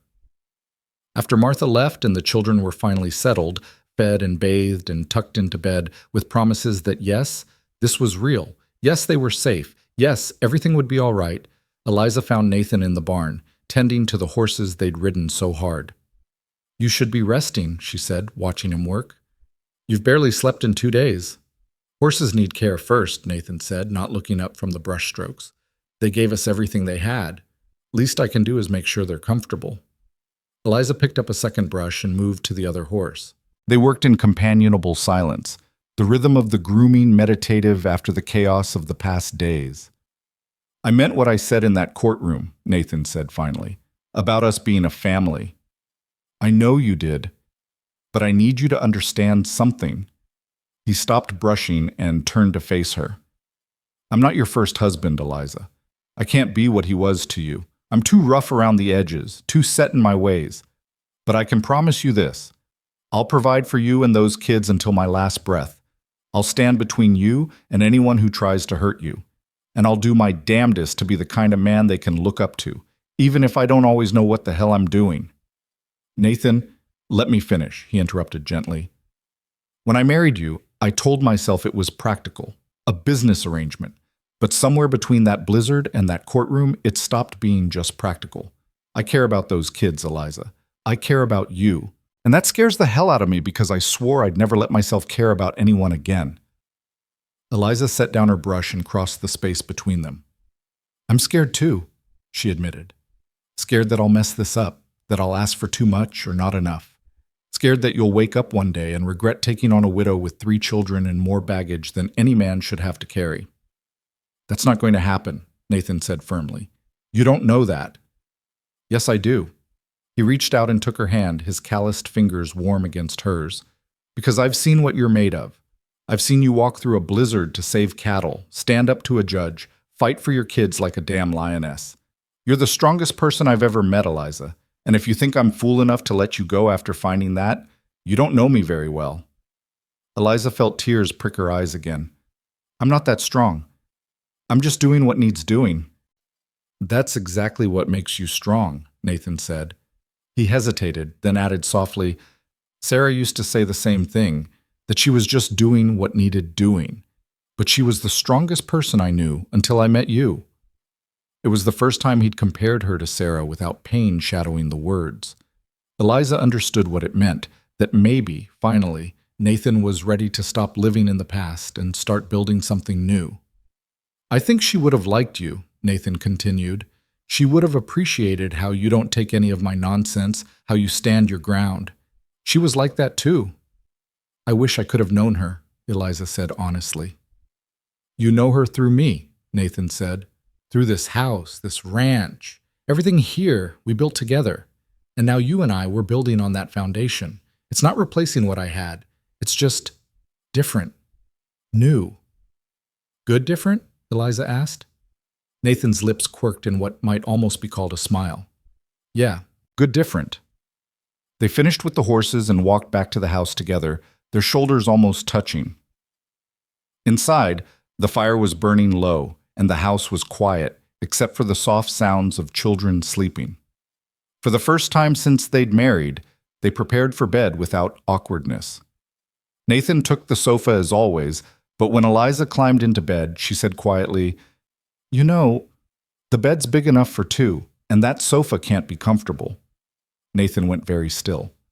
"Eliza, I'm not asking for anything you're not ready to give," she interrupted. "But we're married, Nathan. We sleep in the same room. We share everything else.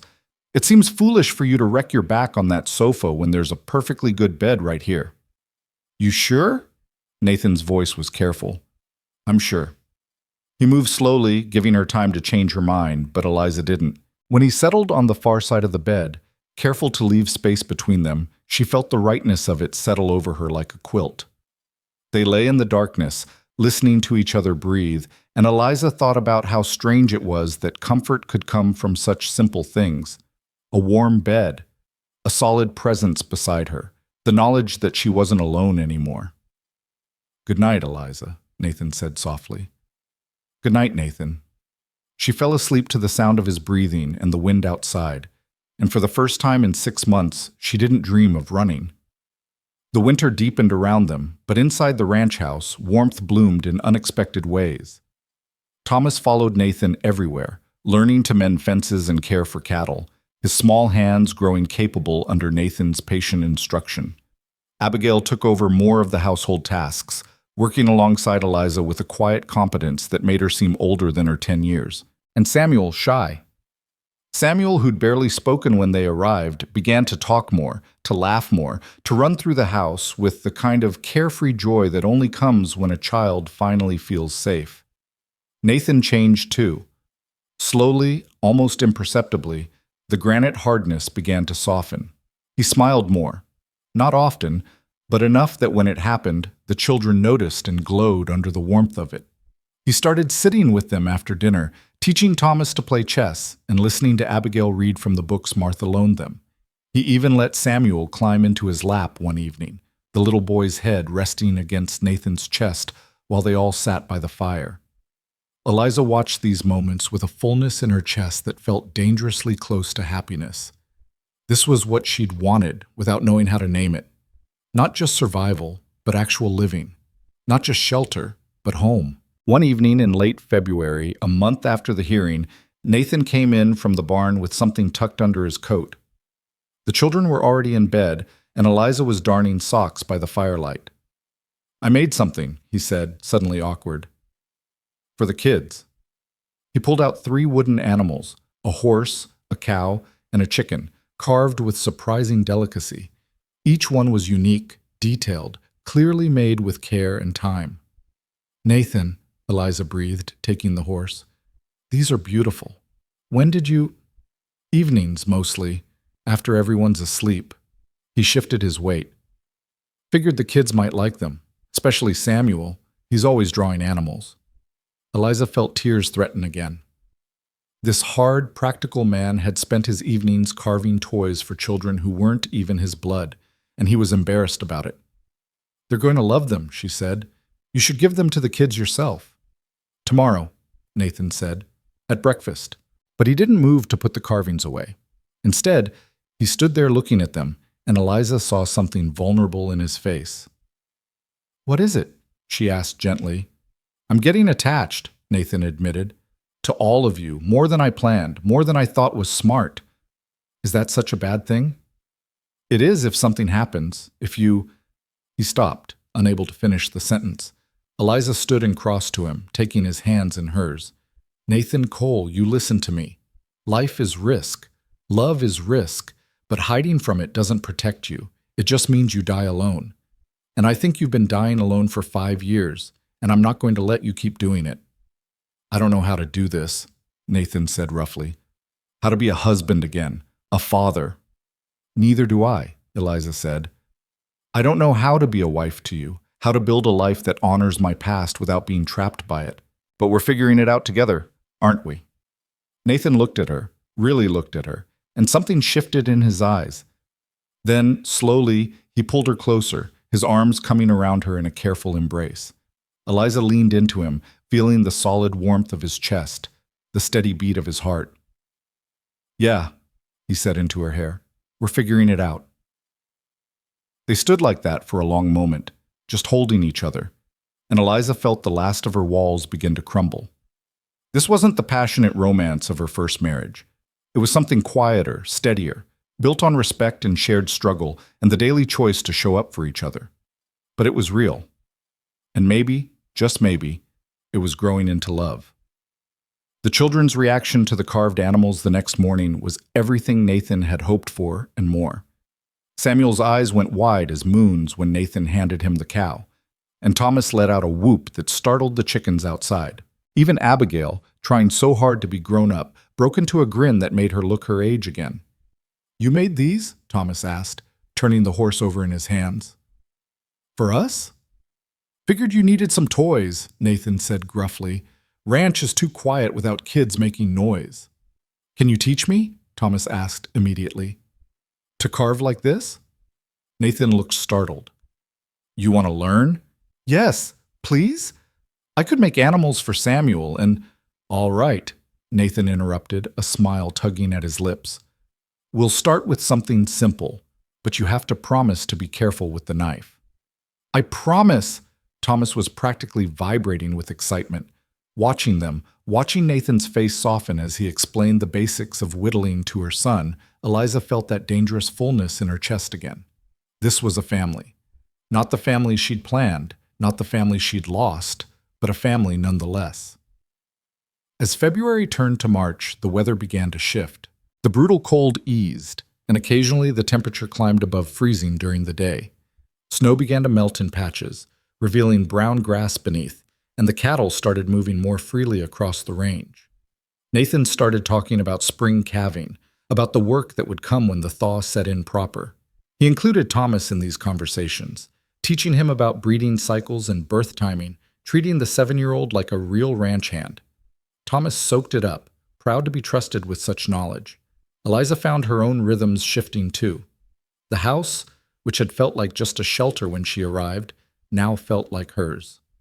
She rearranged the kitchen to suit her work, planted herb seeds in small pots on the windowsill, and even convinced Nathan to let her order new curtains from the catalog Martha kept at the store. Place is starting to look like a home again, Nathan observed one evening, watching Eliza hang the new curtains. Sarah would have approved. She was always trying to make things prettier. It was the first time he'd mentioned Sarah without that shadow of grief, and Eliza took it as the gift it was, permission to make the house her own without erasing what came before. Tell me about her, Eliza said, climbing down from the chair she'd been standing on. Not just the big things, the small things. What made her laugh? Nathan leaned against the doorframe, considering. Bad jokes, he said finally. The worse the joke, the harder she'd laugh. And animals. She had a soft spot for every creature on this ranch. Used to name all the chickens, talk to them like they were people. The children would have loved that, Eliza said. Yeah, Nathan agreed. She would have loved them too. Would have spoiled them rotten, especially Samuel. He said it without pain, just simple truth, and Eliza realized something important. Nathan wasn't trying to replace Sarah with her. He was making room for both, for the wife he'd lost and the wife he'd found, for the past he'd loved and the future he was building. It was a kind of healing she hadn't expected, and it made her brave enough to say what she'd been thinking for weeks. Nathan, I know this started as an arrangement, but it's become more than that for me. I don't just respect you anymore. She paused, gathering courage. I'm falling in love with you. Nathan went very still.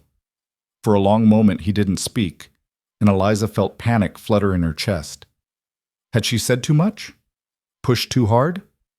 Then Nathan crossed the room in 3 long strides and cupped her face in his work-roughened hands. Thank God, he said roughly. Because I've been half in love with you since you walked into that blizzard without a second thought, and it's been killing me not knowing if you felt the same. He kissed her then, not the chaste press of lips from their wedding, but something deeper, more certain. Eliza melted into it, her hands finding his shoulders, and felt the last pieces of her broken heart slot back into place. When they finally pulled apart, both breathing hard, Nathan rested his forehead against hers. I love you, Eliza Cole, he said. Didn't plan on it, didn't think I had it in me anymore, but I do. I love you and those kids, and I'm in this for the long haul.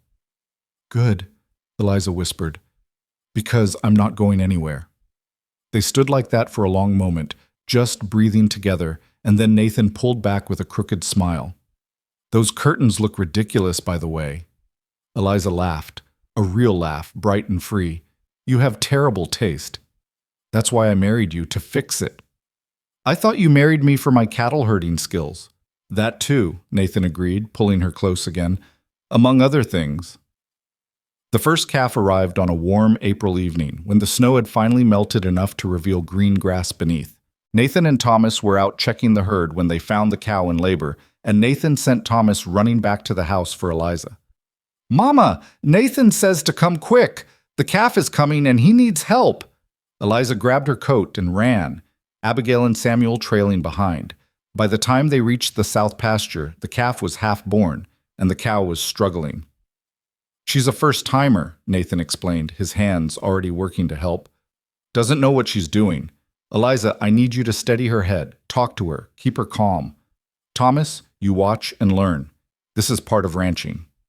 They worked together as the sun set, Eliza murmuring soft words to the frightened cow while Nathan guided the calf into the world.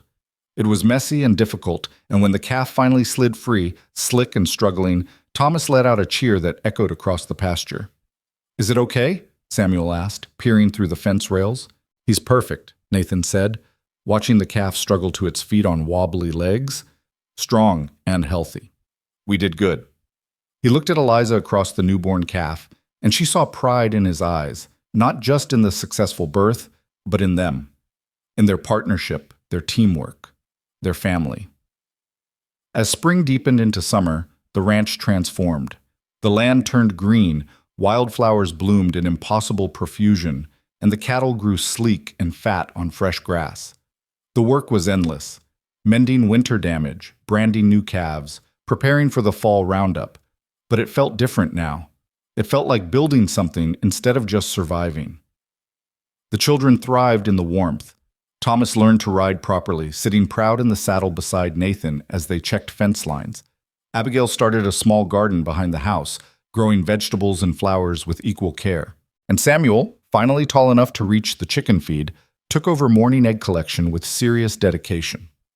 One evening in late June, Nathan came in from the barn to find Eliza on the porch, watching the sunset paint the mountains gold.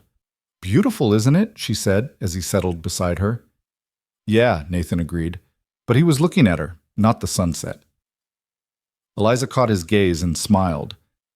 "I was thinking about the day I showed up here, how different everything was, how different I was." "You were brave then too," Nathan said, "just scared. Hell of a lot of courage to knock on a stranger's door with nothing but hope." "I wasn't brave. I was desperate." "Same thing sometimes." Nathan took her hand, lacing their fingers together. "I'm glad you knocked. Glad I was fool enough to answer."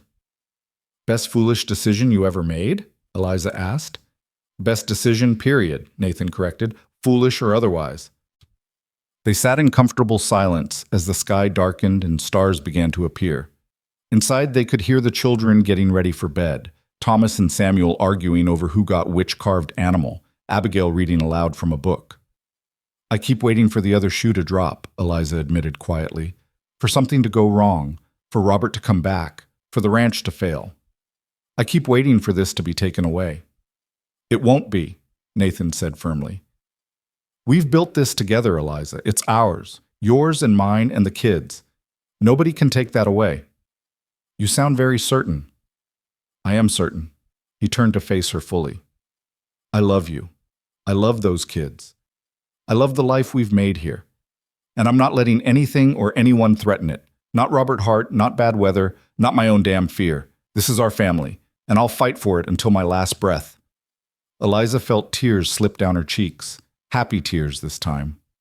"I love you too," she whispered. "So much it scares me sometimes." "Good scared or bad scared?" "Good scared. The kind that means something matters enough to be worth protecting."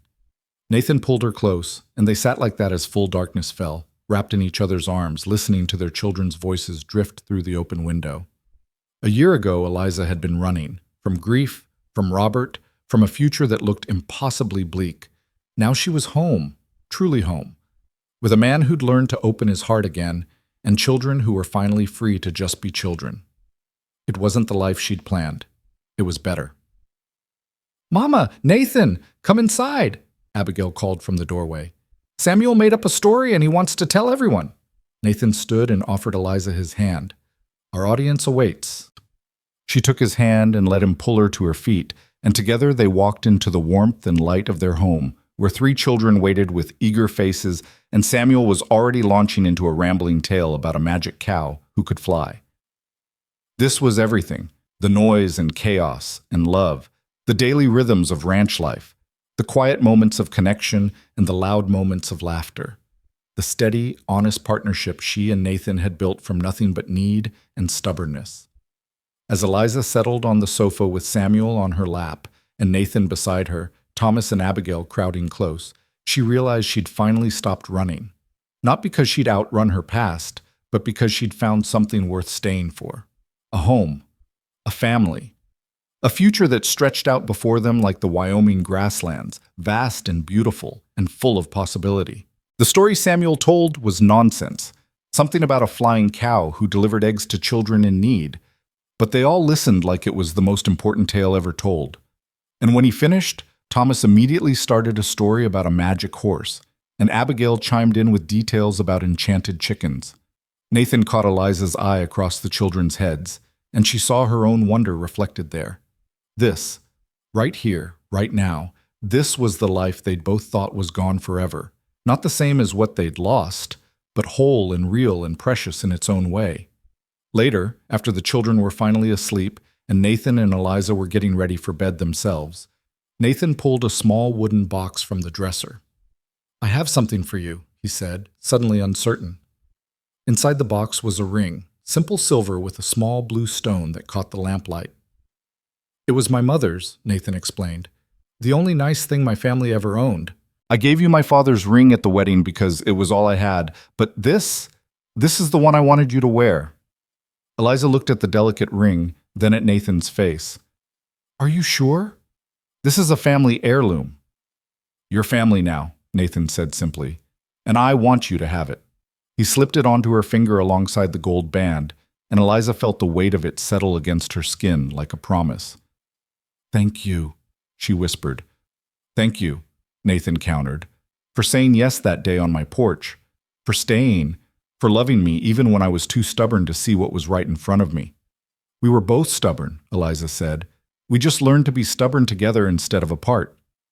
Nathan laughed, a real, full laugh that Eliza had learned was rare and precious. "That's one way to put it." They climbed into bed, and for the first time since they'd started sharing it, Nathan pulled Eliza close, her back against his chest, his arm draped over her waist.